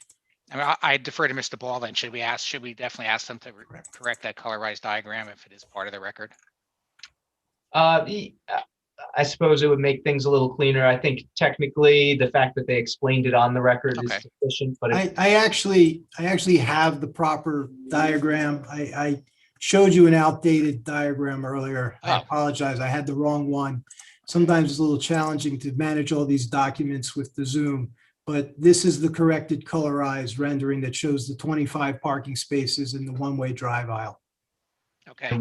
Was that already submitted? This was submitted. I opened the wrong document on my computer. That's good enough then. Thank you. Can we talk about, while you have that up there? Sure. I'm sorry, I'm interrupting you, but while you have that up there, can we talk about the possible fence along Cottage? Sure. I think that it might be appropriate to take a fence off of the building and kind of follow the curb line of Cottage or the property line. And that, maybe a low line fence that would help. Well, I'm not necessarily proposing it. I'm just wondering, like, what is there now? Just a curb, and then is that a grassy area, or is that We're going to show you the rendering from the orchard view. So this is what we propose now, is a curb. And by the way, we would be rebuilding the curbs around the site because they're destroyed. A grass area with some bushes and trees. And so if you don't mind, Matt, explain where the fence would go. So we were thinking that if a fence was required, it wouldn't make sense to go right here. I was just actually thinking about safety between like the cars and maybe kids and people in the neighborhood. But I mean, I think that actually looks fine. I don't personally feel like you need to have a fence there, and maybe a little bit of grass isn't the worst thing in the world to have access to in the neighborhood. Very good. Just while we're on that point as well, can we go back to Mr. Dower quickly? Sorry, Mr. Yuko, to address that parking space question that we didn't wrap. Mr. Snekis had punted that to Mr. Dower. Mr. Dower, how many parking spaces should we lose? I'd say probably to be safe so that you're not backing onto the sidewalk, probably the first two. Okay. And if you remove those 2 parking spaces, does that give us the ability to make the remaining spaces 9 feet instead of 8.5? Well, all the spaces on the main parcel are 9 by 18. It's the spaces that are 8.5 are on the residential lot. So I think that was the long answer to say, no, it doesn't. And those spaces that over on that residential lot are for employees only. So if their spaces are tight, they're going to be banging into their fellow coworkers' cars. So it's not, even though it's not part of the ordinance, I think it's acceptable because you're just, it's just the employee, not, I don't mean it that way, but it's employees only. I'm And not they're only submitting moving my, one time a day. They're coming in the morning and leaving in the afternoon. Right. So not a whole lot of movement out of the accessory parcel. I'm not submitting my resume to Mr. Dower's office anytime soon, but fair Except enough. except you are allowing the public to use those spaces for a majority of the time, anytime after 6 o'clock and all weekend. Do we want those to be non-conforming? To get the number of spaces in there, it would have to be. I think because the primary purpose of that is for employees, that would be my suggestion, but it's up to the board. Catherine, did you have a strong opinion on that? I saw your head moving. You gave yourself away.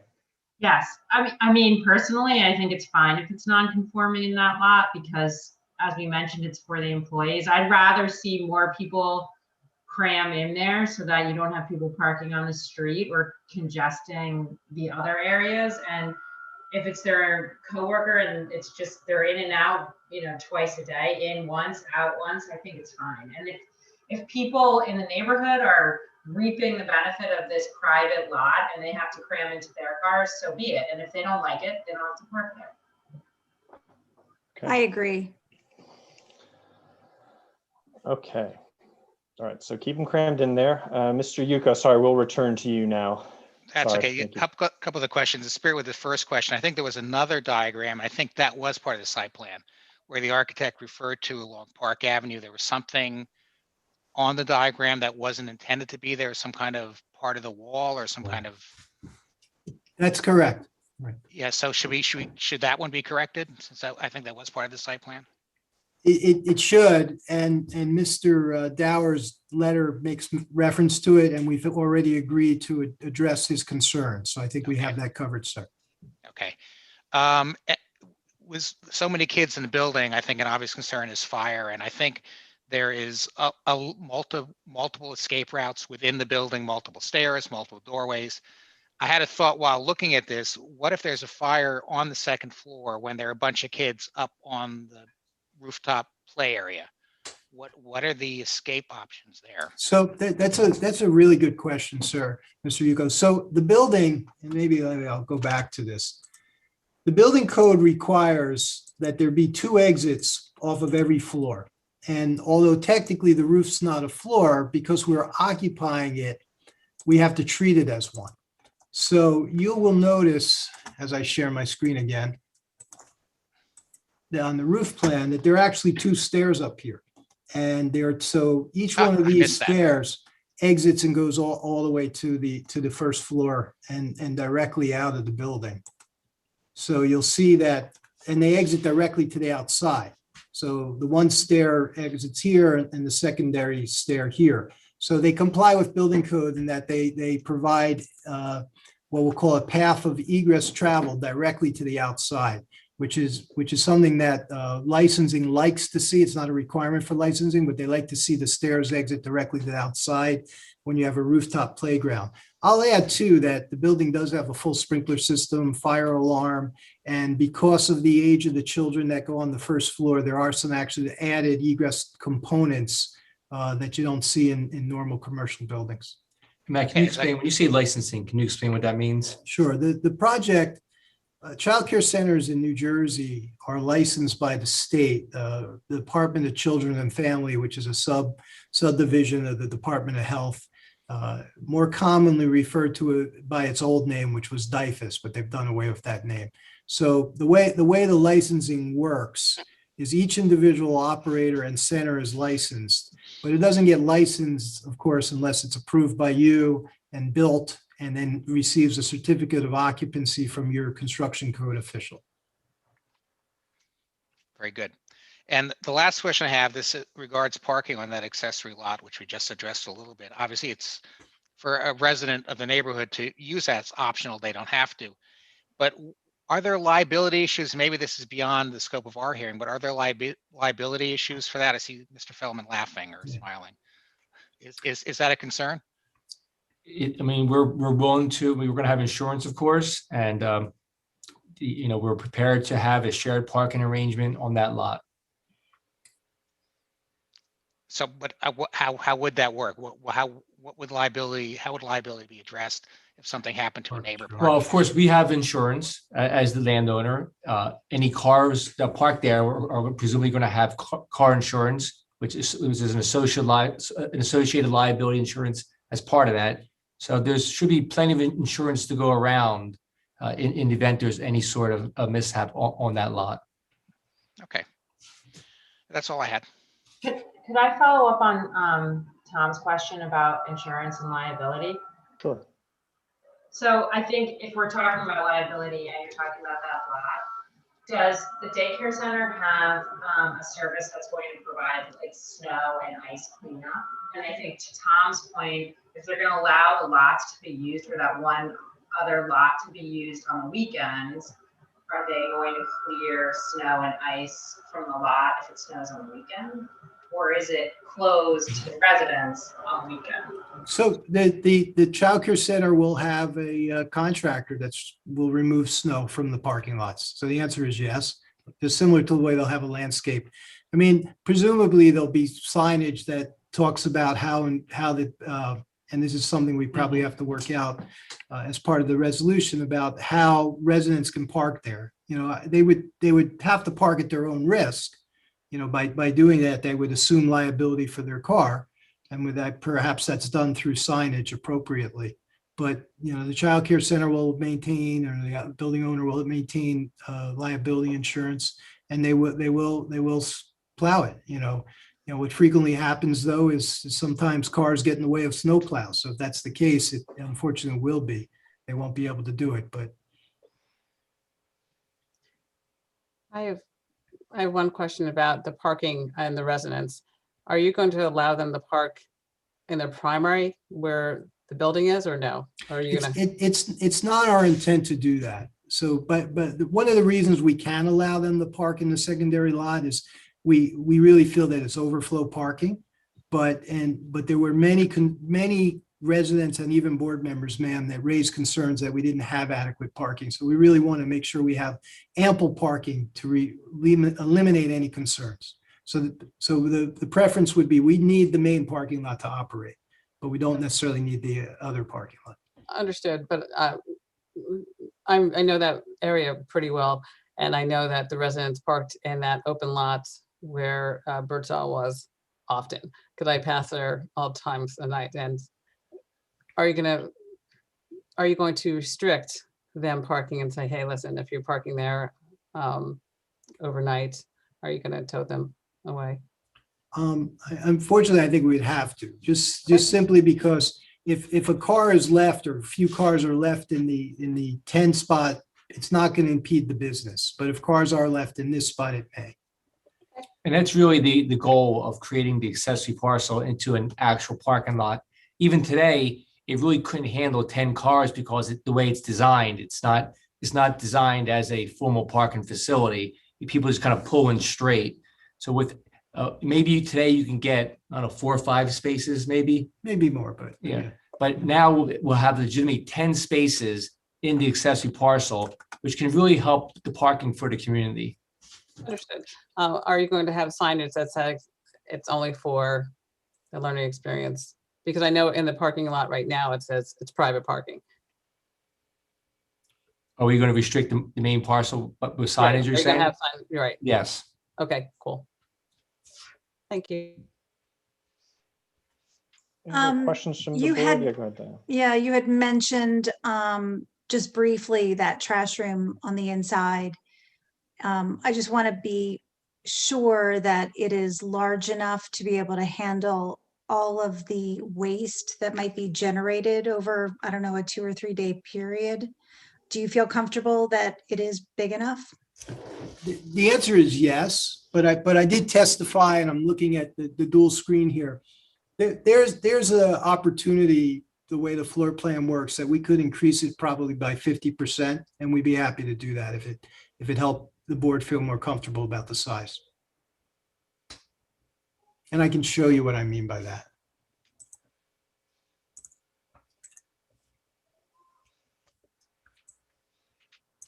This is the trash room, and you'll see there's a large corridor space out here. So we would be able to, let's see if I can draw. Kind of do something like this to increase the size of it. And that would be by about 50%. And then move the door to here. So with that, with that said, I'm more than confident that it would be appropriate size. It's not unusual. We have, or the Learning Experience has a lot of sites. In fact, we just designed one in White Plains, New York, where there's actually no parking. It's a very urban area, and they have a trash room of similar size, and we're confident that will work based on past experience. Did you not also testify that if they need to empty it every day, they'll empty it every day? Yes, I did, Mr. Steiner. I have a couple of questions, if I may. One of them, I believe it was Exhibit A16, the colorized site plan. Cottage and orchard. Um, The site plan, ma'am, or the rendering? it was the colorized site plan, I believe, the one that mistakenly showed the two-way traffic. That is Okay. 15, A15. 15, sorry. I mean, I think this may be, could you pull it up? Yes, I can. Put up the correct one. Is this what you're looking for, ma'am? There was one, and this isn't it, that labeled the triangle of green along Cottage Lane as a play area. And I think, That was this You one. kind of- This yes. was the incorrect drawing. okay, what I wanted to, I thought that was the case, but I figured we'd clarify it. And then I did have a couple of follow-up questions from Mr. Yuko on the rooftop play area.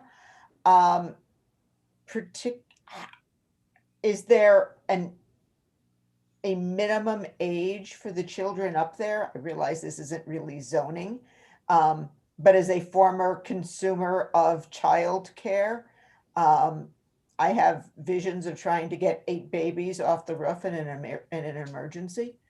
So And perhaps I could answer that. yes, yes. Right, so the New Jersey laws are a little strange in that you actually aren't required to have a playground.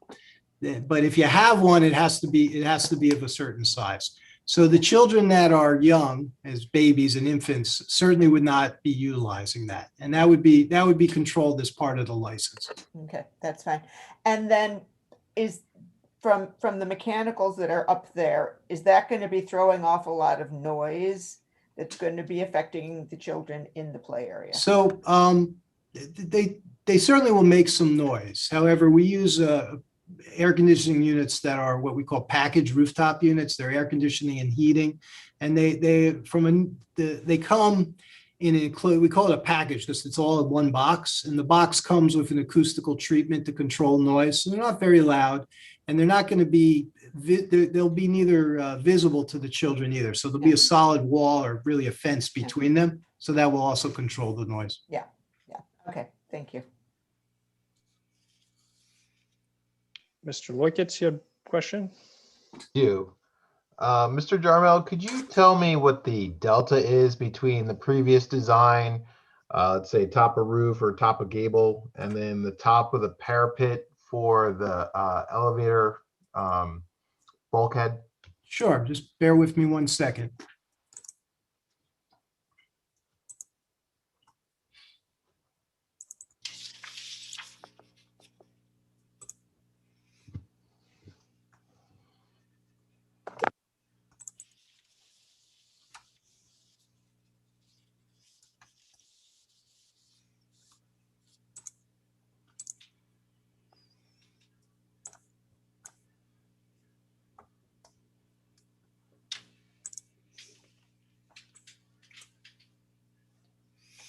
Okay, so let me share my screen again. The drawing I just put up is the initial submission where we dimensioned from the first floor to the ridge 33 feet 4 inches. Okay, now I will tell you that the way your ordinance measures height is from average grade plane. And unfortunately, this drawing did not depict the average grade plane, which was probably a little bit lower.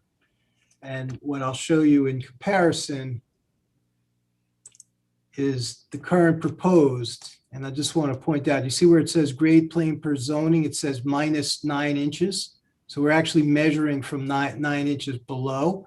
And that is at 34 feet, 7.5 inches to the ridge line, as opposed to 33 feet, 4 inches. The reality of it is they're probably about the same because the site is relatively flat. But I didn't ask ridgeline to ridgeline. I asked from this height, right? The tallest part of the original design. Okay, so yeah, this building, call it the tallest point. Let's call it approximately 34 feet, 1 inch. And now to the tallest point, we'll call it 42 feet, 9 inches.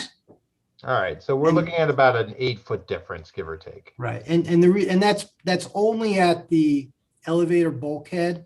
And the reason that's happening, of course, is because the elevator goes to the roof now, where in the previous design. Right. There's a stop on the roof, so you need to have some sort of equipment above that. Correct. Could you show the perspective again? Either one would probably, there you go. All right. So this is the elevator right here. Yes, right. Okay, and you can see it. And then the stair bulkhead, sir, is the I'm one sorry, in the this one is background? the stair and this is the elevator. Okay, right. Okay, so the elevator one has some sort of crown Trim molding around. on top of it. Right. Right, so the elevator is higher. Okay, the elevator's the highest point. Right. So the stair bulkhead doesn't go as high as the elevator overrun. That's correct. Okay. All right. And then I guess my other question for you would be, what is the difference approximately in the overall footprint between the original design and the current design? Not down to the square foot, but just as a, I think you can understand what I'm trying to get a sense of the increase or change in overall appearance or bulk. It's just that with these perspectives, I'm not sure that they're taken from eye view, so it's a little hard to get a sense of how big or bulky these buildings are going to feel. So the current will say covered area of the building, which includes the covered parking lot, it's 7,265 square feet. Okay. Where previously it was 5,500 square feet. Okay, so that's a little bit of a bigger presence. Okay. Right. Correct. But the square footage of the building as defined by the ordinance, because it measures to the outside of the walls, is less. Right. They were pretty similar, right? Overall. We've dropped it from 11,000 to 10,005. Okay, great. Okay, thank you. Those are all my questions. Well, any other questions from the board? Yeah, I have a couple. Go ahead, Mr. Steiner. Mr. Jarmel, you're representing and testifying in probably three different roles. As from your firm, also, you said you're going to be the owner of, and let me get this right. The Learning Experience is a corporation which you're involved in, and then you're also going to be, for lack of a better word, a franchisee owner? No, no, sir. Let me clarify that. So the main hat I'm wearing tonight is that of the architect. Okay, I am also a member of the applicant, which is what is the applicant? The LLC, which is, I think, Bergen Capital Partners. this is Bergen Capital Partners. So I am, we'll say, the landlord, and I will be leasing the building, if it's approved and built, to the Learning Experience, who will operate it. But Learning Experience isn't, now, do they operate all of their facilities, or? Approximately 30% of their facilities are corporate run, and about approximately 70% are franchise run. We do not know what their intention is for this site. Okay. They all open as corporate facilities.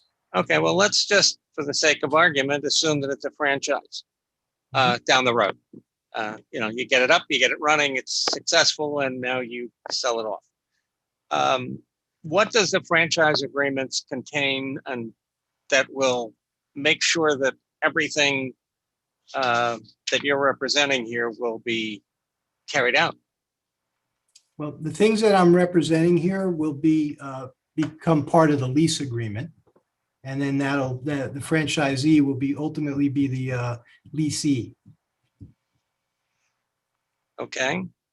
And the franchise agreement will make as a condition that the franchisee comply with all of the provisions of the lease. Now, I have to say thank you for reducing the number of people up front, but I also want to delve into that a little bit. You're telling me that the number of people in each classroom is controlled by DCF? Yes. Okay. Now, if you now a room is a room is a room.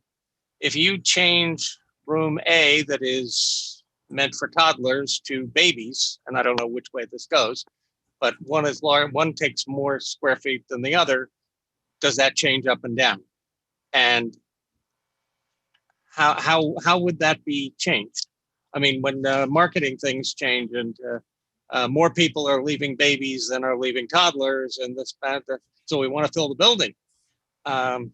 So that's a good question. It's a little difficult to answer exactly, but so not only does the center get licensed, each individual room gets licensed based on the license schedule that we've prepared. And let me show you that. Yeah, so I saw that, and that's what I'm saying is if you change that particular, you had the two of them, one on the right, one on the left, one on the right. And if you change, if one of those on the right, which is the new one, one of those changes to a more intense use, because that's what happens, we're back to a larger building. Yeah, so larger occupancy. No, how do we control that from here? Okay, so the younger children, which actually have a different ratio, a more stringent ratio, they have to be on the lower floor. So you'll never have children that are older than 2.5 on the upper floor. So and you'll notice, and I'm sorry, I'm having a little difficulty zooming. Don't we all? Yeah. Believe me, this is not the easiest way to conduct these things. What's a zoom marquee? Oh, here we go. So, okay, I think I have it now. All right, so you'll notice that for the most part, the ratios are all 1 to 35. You see this ratio per child? So that means 1 child per 35 square feet. The reality of it is the infants, they're larger, 1 per 55. So you obviously put less infants in. So it really doesn't matter if you change the age groups around. The classrooms are sort of fixed based on their size. So once you get above the infant category, you won't be able to put more children in the building. In fact, if you made more rooms infant, which you could only do with one room on the first floor, you would reduce the occupancy. So you have the infant, one infant room, and you have what we call a toddler's waddler's room. So the toddler's waddler's room is 684 square feet, which has a ratio of 1 to 35. But if you made that an infant room, it would be able to hold 12 children as opposed to 18. So by changing it to a younger age group, you actually reduce the occupancy of the building. Changing the age group on any other of the rooms doesn't affect the size or the capacity. So you can feel comfortable that when we tell you that the licensing is going to be about 149, that it's kind of a fixed number. Today, unfortunately, we don't know what the state of New Jersey will do tomorrow. Well, you're correct. The law changes, but I can tell you I've been doing childcare centers for about 20 years and the laws haven't changed. Okay. And currently, hopefully these regulations won't stay in effect, but currently the operator is not allowed to have more than 15 children in a room because of the COVID restrictions. Understood. But hopefully by the time you build this, that will be done. I hope. I hope so too, sir. In the area of serving the community, and I don't know if this is relevant or not, but I'm going to ask it anyway. Do you normally have scholarship programs for those who may need it? And do you participate with any of the state programs like SPRU and some of those others? So there aren't specific scholarships, and I'm not overly familiar with the programs, but they do take programs with the state when the state provides reimbursement to families. Okay, having been a foster parent that used that particular service, I wanted to make sure that that was going to be available to Summit residents or Summit area residents if needed. Okay, I'm done for now. Thank you, Steiner. Any other questions from board members? Okay, let's open it to members of the public, and then I'd love to take a couple minutes break here. Michelle probably would as well. But any members of the public would like to ask this particular witness questions. This is not a time to offer your opinion on the application, just questions of the applicant. I'm looking for hand raises, nods, anything. All right, seeing no sign of interest, don't take that personally, Mr. Jarmel. Oh, did someone just hop off? Can you hop onto video as well? I believe we need both video and audio to have you. Oh, there we go. Thank you. I'm sorry, let me turn my light off. That's okay. Can you state your name and your address for the record and then your question? Okay, my name is Nawaz Sheikh. I'm 9 Cottage Lane, Summit. Can you spell your name? Nawaz, N-A-W-A-Z, last name S-H-E-I-K-H. Okay. The question is about the noise during the day. This operational hours was mentioned in this hearing that from in the morning hour and 6:30 they will close the door. But the question about the kids making noise on the rooftop in a play area.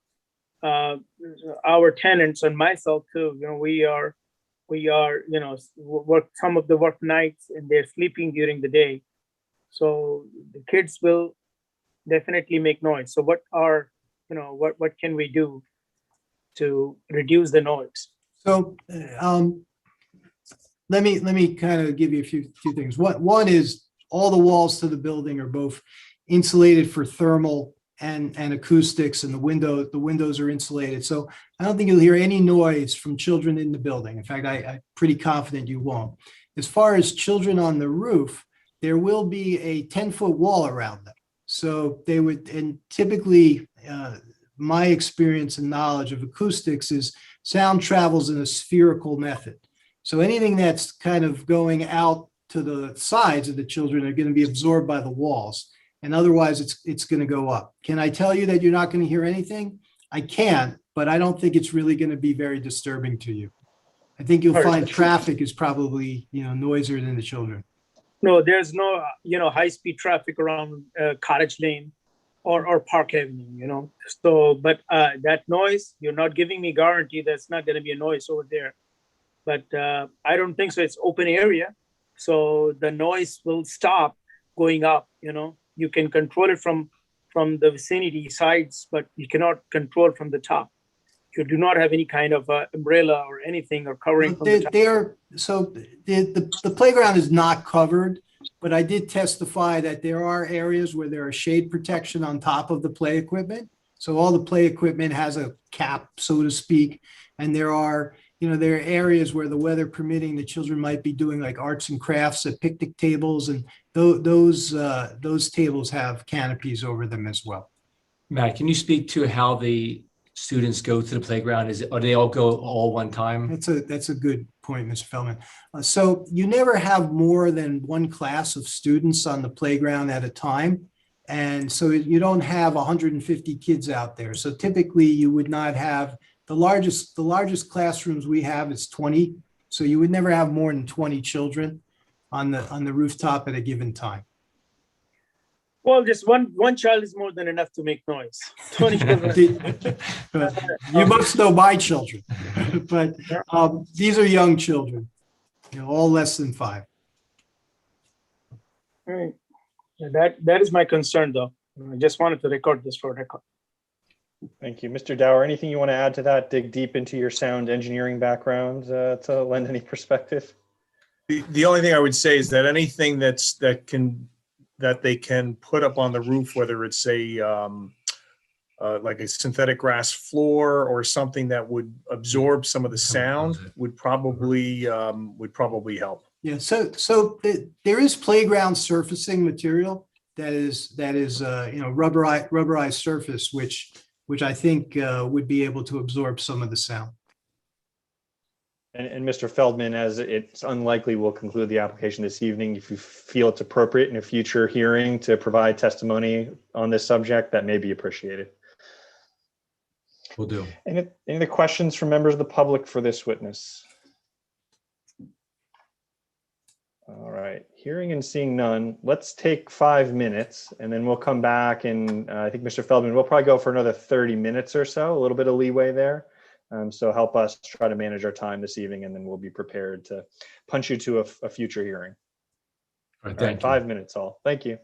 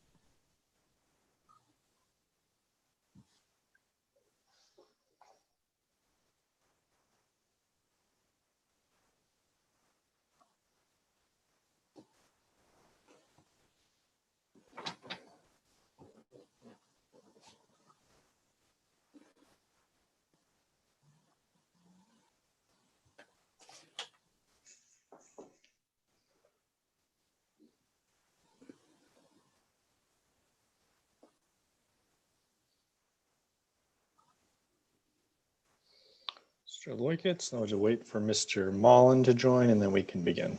Oh, there he is. All right. And thank you, Michelle, for allowing us the marathon session we just undertook. So appreciate it. Okay, everyone's here. Everyone's smiling and well fed. All right, we can begin again. Mr. Feldman, if you'd like to pick us back up.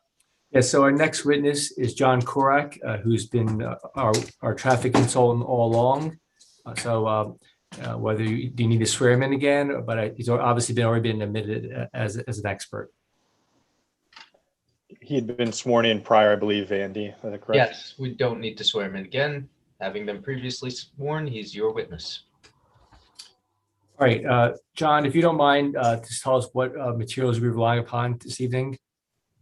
As we relied upon the submitted materials, our office submitted a traffic impact study. It was last revised December 22nd of 2020. Right. And if you don't mind, for the benefit of the board, can you just go through the highlights of that traffic study, in particular as it relates to the changes between the original plan and then the new plan? Yes, certainly. So the traffic study revised revised based on some of the changes to the plan, and it's been somewhat of an iterative process so far. Obviously, we've seen numerous versions of this site plan put before the board. We even saw some versions that weren't really submitted in form of a rendering that had the two-way flow and the incorrect parking, and we're now at the one-way flow that we have today, and we continue to try and put the best plan forward before the board. Really, from a big picture perspective, and I'll go ahead and share that share my screen with the rendering. From a big picture perspective here, the big change on the site from a traffic circulation parking perspective all comes down to how we've reoriented the access aisles and the driveways for the site. Where in the prior condition, we aligned that access aisle almost parallel with Orchard Street and really on the short leg of the lot. So that really gave you a short distance to provide parking, to provide stacking space inside the site. Whereas in the proposed condition, we have instead oriented that drive aisle along the long leg of this lot, where we are able to achieve a much greater stacking distance, or much greater, circulation area, I should say, for the site, which in turn has benefits to the number of parking spaces we're able to provide, moves those access points away from Park Avenue, and ultimately just creates a better plan from a traffic circulation parking perspective. Our traffic study did take a look at level of service. Level of service was really never the primary issue. We were operating before with levels of service A's and B's, and under the new layout, we're continuing to do the same. But instead, what we're able to do with this new site design is take that traffic that would be on Park Avenue, maybe in the previous condition, making a left directly into the site, potentially coming into conflict with some parking spaces. And I know there were board comments on that last time, but instead, because of the one-way nature of Orchard Street and Cottage Lane, the traffic volume has to come from Orchard Street, make a left turn into the site, and then come through and make a right turn out onto Cottage Lane. It ultimately provides a better circulation. It's a very simple circulation plan, for motorists of the site to utilize here. On Cottage Lane itself, we no longer have to traverse the entire length of Cottage Lane. Instead, it's about a 50-foot distance, possibly less. Actually, less than 50 feet. It's probably closer to 50 from the curb line, but that egress movement is really it's really right toward the Park Avenue driveway. Provides an easy circulation aisle out, and traffic volumes along Cottage Lane. The majority of Cottage Lane will not be affected by the construction of this development with the circulation plan that we're proposing. From an operational perspective, as Mr. Jarmel testified, the parents dropping off and picking up their children would park would park on site and then walk their child into the center. But in the event that we do need to queue vehicles on site for whatever reason, it's not part of their operations, but if we do need to, we do have that about 180 to 190 feet of distance within the drive aisle. And because of its 24-foot width, you can actually stack 2 lanes. So what that amounts to is you could, in addition to the 25 parking spaces on site, which we're going to reduce down to 23, you could stack an additional 18 vehicles on the site. So again, just a much longer circulation aisle, much better ability to handle the entire operation of the site internally to the site without spilling onto Park Avenue, Orchard Street, or Cottage Lane. Parking perspective, the big substantial change here is that in the previous condition, we were proposing 23 total parking spaces. Now, after we remove these 2, we're going to have 23 just on the main parcel alone, and then an additional 10 on the accessory parcel. We've heard testimony about the number of employees that could park on the site, anywhere from 15 to 17 for this size use. And so with respect to the parking on the site, a substantial increase in the parking. We no longer require a parking variance. The ordinance requirement would require us to have 22 parking spaces for the site, and we comply with that completely on the main parcel before we consider the 10 spaces on the accessory parcel. I wanted to make a quick comment about the 8.5 foot wide parking spaces on the accessory parcel. The consensus again seemed to be that is acceptable, and I would agree. There are industry publications. Urban Land Institute is one of them that it basically states for a low turnover parking lot, 8.5 foot wide parking spaces are adequate, are acceptable, for parking spaces in those environments where you don't have a high number of vehicles coming in and out. This will primarily serve as an employee parking lot. It will, it's basically an employee coming once in the morning, then leaving once in the evening, and that is the bulk of the turnover on that accessory parcel. Aside from that, we are proposing that that accessory parcel be available to the neighbors overnights and on weekends. I think it's a great benefit given the voices or the concerns heard by the neighbors about the ability to park in the vicinity. The parking on Park Avenue with some of the business there can get a little bit tight. So again, providing those additional 10 spaces is certainly a benefit to the surrounding community, as well as just providing that employee parking area for the learning experience. So to really conclude, the findings of this revised traffic study, it all again comes down to again the better orientation of the lot. It improves the functionality of the site from an access perspective. It improves the functionality of the site from a circulation perspective, and it improves the functionality of the site from a parking perspective by virtue of being able to provide just so much more parking on our site to accommodate the need. John, do you anticipate the need for street parking in support of our parking needs? I do not see a need for any street parking associated, with the operation of the learning experience. And can you speak for a second about the line of sight on Orchard Street? Oh yeah, I can. So on the existing condition, let's see here, maybe the aerial exhibit might be the best that I have to show.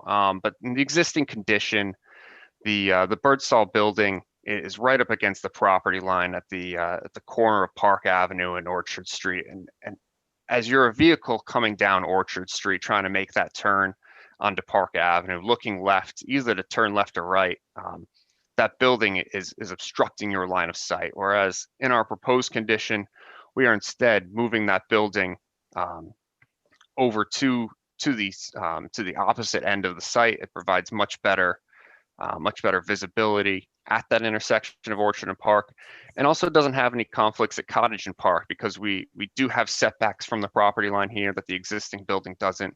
So vehicles coming out on Cottage Lane are also able to see around the proposed structure as well.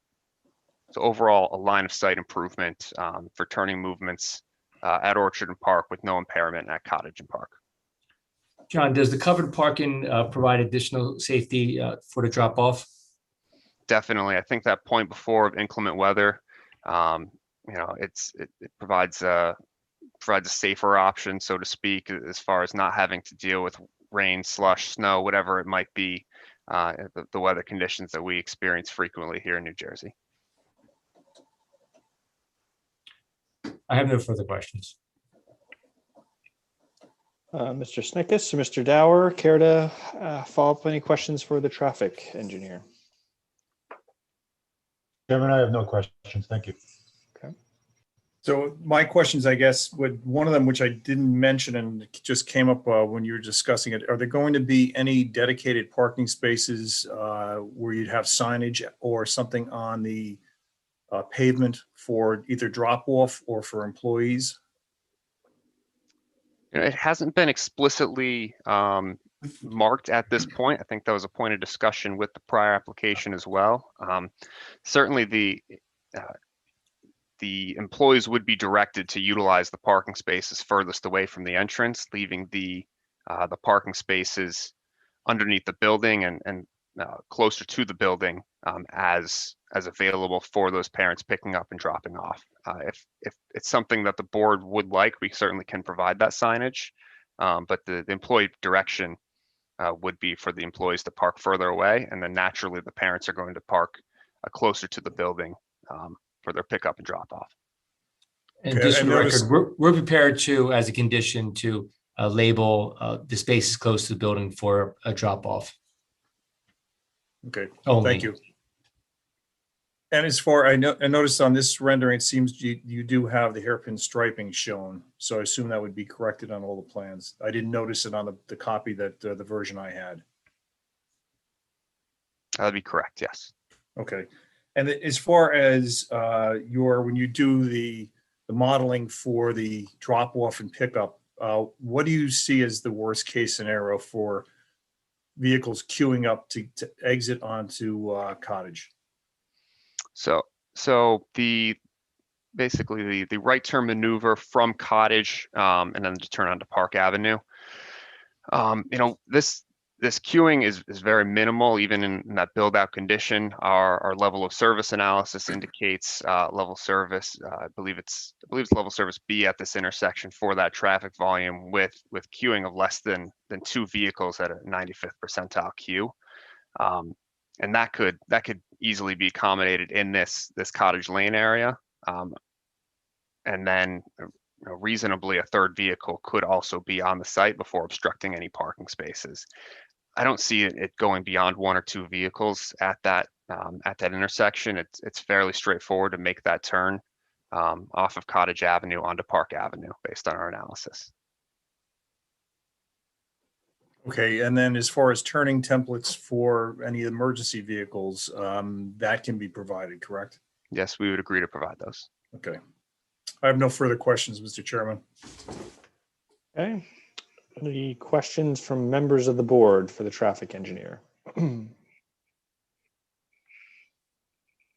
Steiner, you're off mute. Do you have a question? Yeah, I kind of wondered, we did counts for the traffic and they're not really that used in this revision. And maybe that's why they weren't redone, but I did wonder why we had done traffic counts in 2019 and then didn't seem to do them again, and whether or not any of these, I'm kind of worried about what happens further down the road at Orchard and Broad or something like that. I guess they can't back up that far, but I'm just kind of wondering the overall situation. Is that going to be adversely impacted or improved by this?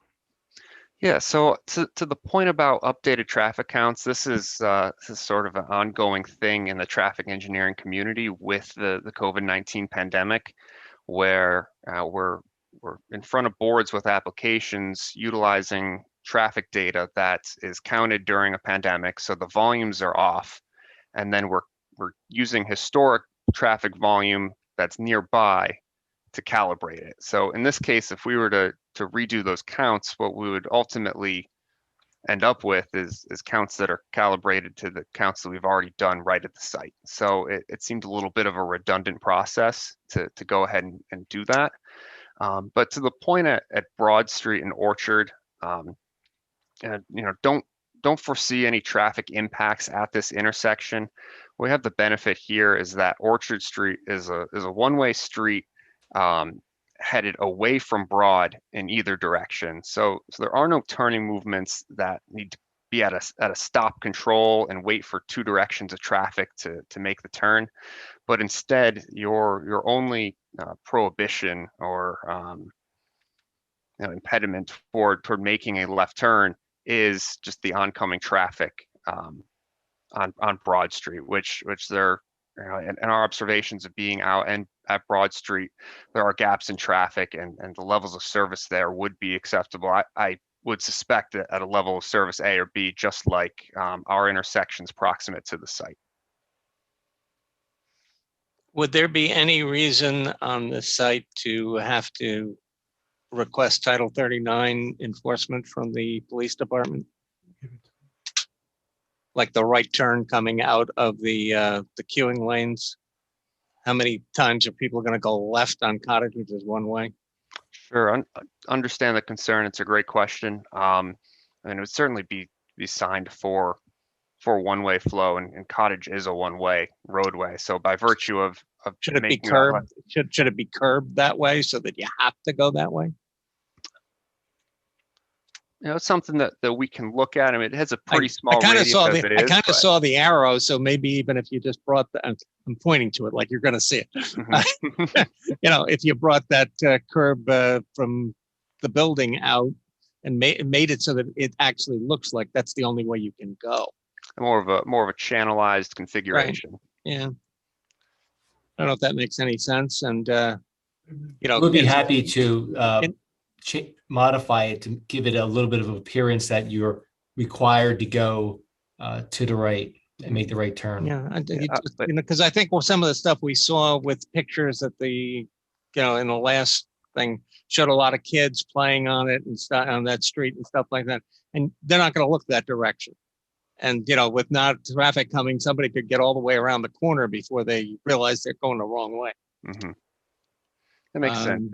We can definitely look to channelize that a little bit more. Obviously need to make sure that we have the full turning maneuverability for any emergency vehicles on the site, but it's a great point, and we'll look to add some channelization. Has anybody brought the rescue squad down to make sure that their new vehicles can get under? I don't know what their sizes are, but I know we talked to the fire department. I don't know what we're doing with the rescue squad. Yeah, we can review that certainly. Because you certainly want them to be able to get there. Mm-hmm. Thank you. Any other question, Mr. Steiner? Sorry, before we jump off to another member of the board. Oh, cool. Thanks. Any other questions from members of the board or traffic witness? Don't go so easy on him this time. Come on. Okay, I'll throw something out that no, because one thing I really liked about this change of traffic plan, I know I'm going to talk, but when I spent the weekend reading all of those transcripts, I didn't see a lot of concern about traffic in Cottage Lane. And I was very concerned about that. I'm going to go back and do another site visit. I didn't look closely, but from the egress as currently shown, and I'm pointing at it too, and you can't see me. Are you hitting? Is there going to be any conflict with driveways of residents of Cottage Lane trying to back out into the exact same part of the roadway that cars leaving this parking lot are going to be using? No. So you can kind of see here on the exhibit itself, this hatched area. That's the building? And this is the building across Yeah. the street. So the Okay. nearest driveway area on Okay. Cottage actually starts Okay, up here. So you would make that backing maneuver and then come down. So right, no okay. conflicts with driveways Okay. across the street. Okay, because yeah, that seemed to be a huge issue with the prior traffic flow, and I was surprised it hadn't been addressed. Thank you.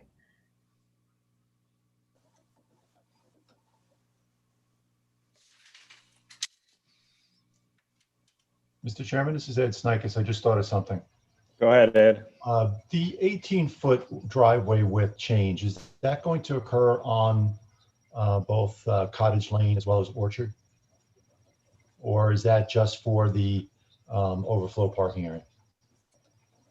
Presently, it was just for the accessory lot. We wanted to keep these 24-foot widths for the right angle parking. It gives us the best opportunity to provide as much parking on the site as possible.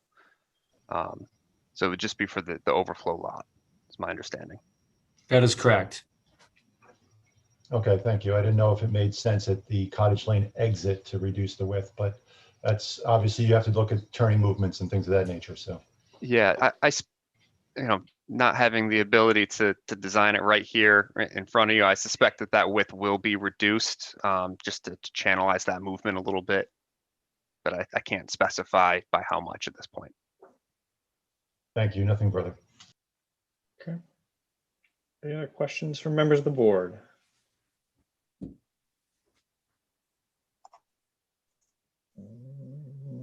Okay, quiet group night. Where'd all that energy go? Any questions from members of the public? This is for the traffic witness. Peter, I see someone named Peter. Yep. Go ahead, hop off of mute, Peter. Sorry, you're still on mute.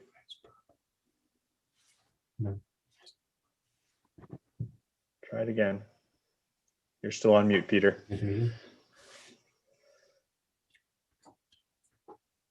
Hang on a second. Oh, Can there you you hear are. me now? Yep, we can hear you now. If you'll state your name and your address and then your question. My name is Peter Engelhardt, Engelhardt. I live at 28 Oakland Place in Summit, and I own two properties on Orchard Street, one on the corner of Broad Street and Orchard, 6769 Orchard.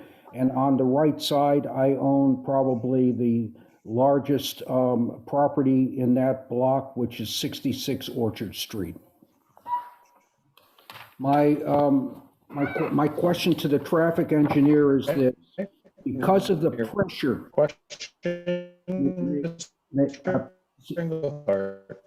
Yep. Am I out of line or? May I ask a question to the traffic engineer? I think the chairman froze. Just 1 second, Peter. Oh, sorry, Nate. I'm going to cut out the little. Like to try your question. Yeah. Oh, sorry, my internet's not behaving. Liz, you might have to jump in here. Sorry. My question to the traffic engineer is this. Because you receive so much pressure from people living on Park Avenue, is that why you rerouted everything through Orchard Street? I wouldn't say it was because of the pressure. I think that this has been an iterative process and trying to put the best plan forward.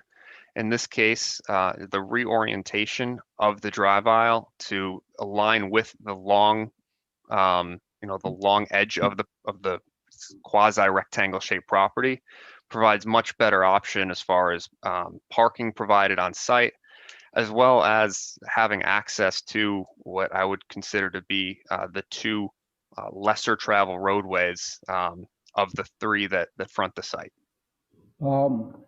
Chris Nicola from Community Services wrote the following on March 9. He said, "Thank you for the revised traffic study, which notes that morning trip generation has diminished from 64 to 61 vehicles. I see no mention in the 51-page report about on-street vehicle queuing at the peak morning drop-off time. Do you agree with that?" That there is no mention in the report? Yes. I would say that it is not directly identified in the text. However, the appendices do identify 95th percentile queuing at each of the intersections studied. Is it a fair statement that you didn't do that? You didn't study what would happen on the street when everybody is trying to get to the building? That's not a fair statement. No. Say again? No, I don't agree. All right, then tell me what you did. We conducted a traffic study in accordance with industry standards. We reviewed the levels of service, the queuing associated with the development, both without the development and with the development, and found there would be no significant impact to the roadway network. We forecasted the traffic associated with the project, added it to the surrounding roadway network, and conducted our analysis from there. Is it a fair statement that in your report, you said that the applicant had 19 employees but had to provide 21 parking spaces? The parking requirement is 22 spaces. The requirement is 1 per each employee plus an additional 3. All right. And on the small parking lot, how many people can you get there? 10? 10 parking spaces on the accessory parcel. So you're short 12, is that right? We're not short any. We have 30 after the removal of 2 that was discussed earlier today, 2 on the main parcel. We would have 33 parking spaces total. But of the other parking spaces, aren't they going to be used for the people who are dropping their children off? A portion will be used for pickups, drop-offs, and a portion will be used for employees. I'm reading from what you say here is page 1, but you mean page 11 of your traffic impact study on street parking supply. Mm-hmm. And you write, and it says, a total on-street supply of approximately 107 spaces is provided within a 5-minute walk of the site. Did you write that? That's correct. All right. Now I own 66 Orchard Street, and in front of 66 Orchard Street, there are approximately, I'll say 5, there may be 6, but 5 parking spots. So is it your view that the employees that can't get into that small parking lot owned by the applicant are free at 6 o'clock in the morning to come and take over those spots in front of my house? I believe that there are no restrictions to do so. However, we do provide ample parking on the site itself, so that way no employees need to do that. Well, would it be fair then for the applicant to amend the application and require every employee to park on site? Is that fair? We provide sufficient parking to accommodate that. To require every employee to park on site and not use the limited amount of on-street parking spots. That's my problem. Mr. Feldman, perhaps you want to answer that, or we can allow Mr. Engelhardt. You want me to answer this? No, Mr. Feldman. It's a question to a consultant. I mean, if the question is, he's already testified that there's going to be 33 spaces and that the requirement for the city is 22 and the need is about 17. So I think he's answered the question. I don't think that there should be a requirement that you're banning us from ever using on-street parking, but he's testified very explicitly that we do not need street parking. What he has written is that you can strip mine the available on-street parking spaces to help the applicant out. So just to be clear, sir, the parts of the report that you're reading was the original submission.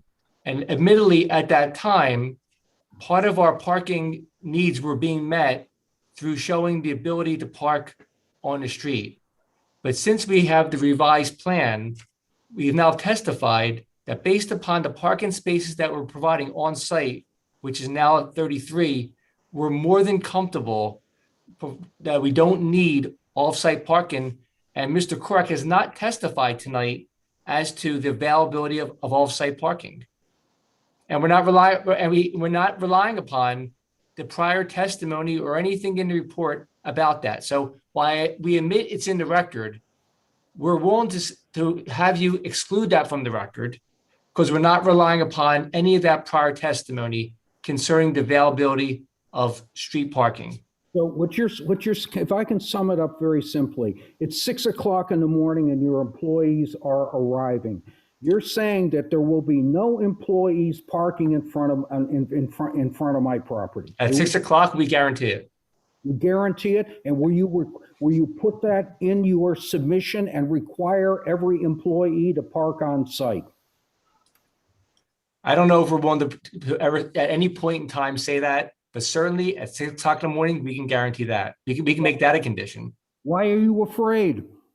We're not afraid of anything. You are afraid because your traffic engineer wants to strip mine all. Mr. Engelhardt, there'll be opportunity to provide commentary on the application. Are there any other further questions you'd like to ask of this witness?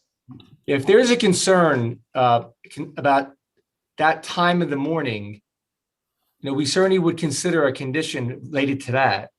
But as you can understand, the employees come over time throughout the morning hours, and the greatest need is probably about 9:30. About 9:30 in the morning. That's the peak parking demand for the day. 9:30 in the morning.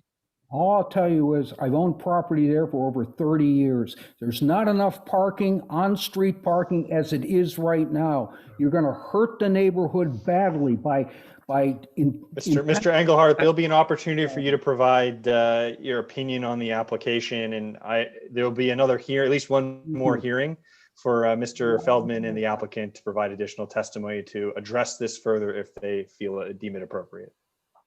Can I just ask a question of the applicant?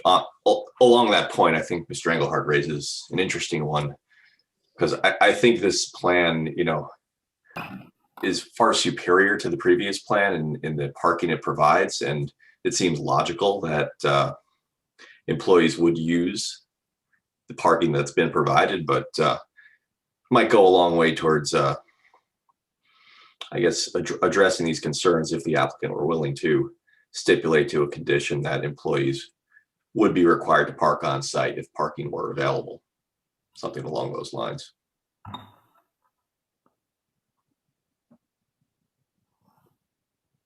We certainly could stipulate that we'll instruct them to do so, that we will make it a part of our procedures. In fact, that's why we're providing an accessory parking facility of 10 spaces that's employee only. And we're also going to be having, of course, as we testified to, specific drop-off spaces on the main parcel. So we certainly can make it part of our operating procedures that our employees are instructed to park on site. Thank you. Council, would you agree to a condition that if parking is available on site, the employees will use those spaces? Yes. Okay, thank you. Thank you. Any other questions from the public? All right, hearing and seeing none. All right, we're going to conclude this evening's hearing then. Mr. Feldman, look to carry this case then. Mr. Chairman, is there any chance, you can indulge us for one more quick witness? How much time do you anticipate here? I'm looking at some. I would say we need about 10 minutes minutes of direct testimony. It's our planner. And to that point, our planner has provided multiple testimony concerning the use variance, the bulk variances. So the great majority of the additional testimony really just aligns with the things that we've talked about this evening, which is the improvements presented by the changes in the plan and how that adds just additional positive criteria for the use variance, et cetera. I would rather punt this to the next hearing if we can, and we're going to try to be amenable to you. Chris and I have been talking offline with accommodating a special meeting, as the board can't accommodate this hearing until June 6th or 7th, was it, Chris? The 7th. That's literally the first available hearing. where there's no cases on it, that we could have this whole hearing be heard on. So, Steve, I'll let you finish and then I'll jump in. Yeah, so Mr. Feldman, unless, and I don't want to put my chairmanship at risk here, my court reporter and board members are getting a little anxious. If we can just punt this to the next meeting, it'd be greatly appreciated. Thank you. Thank you. All right, with that, so Chris, I would, and I appreciate you very much, Mr. Feldman, accommodating us this evening. If we're going to look to carry this to a special meeting, and hopefully Mr. Feldman conclude this application in a second meeting. Oh, yes. Yes, okay. So with that, I think procedurally, Chris, we would carry it technically to the next meeting, but we would work with you, Mr. Feldman, offline to identify a mutually agreeable date for you, your professionals, as well as, of course, the board membership for a special meeting. That's fine. I'll speak to Chris about it. Yeah, Chris is going to help us coordinate all that. Does that work, Chris? Am I saying it correctly? Hey, you nailed it. So we have to carry it to a certain date. So to do so, we'll carry it to April 5th, and not with the intention to hear the case, but so we can formally carry it to said special meeting date at that time. And I consent to that. Okay, thank you. Any And questions? counsel, just to confirm, waiving the time within which to act? Yes, Thank you. I confirmed. Carried without further notice, right, Andy? That's correct.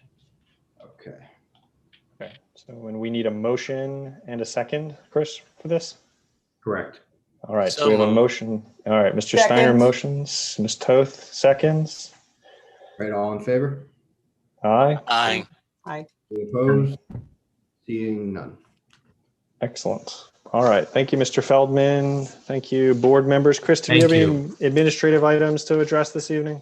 Just a set of minutes, no resolutions tonight. Okay. Move, all right, move the minutes. Is there a second? A second. All right, all in favor? Aye. Aye. Opposed? And seeing none. So Okay, next meeting is April 5th. And thank you very much, Michelle and everyone, for hanging in here tonight. We made great progress. With that, we are adjourned. Good night. Good night, Thank you all. everyone. Thank you. Thank Good you, night, everyone. everybody. Thank you.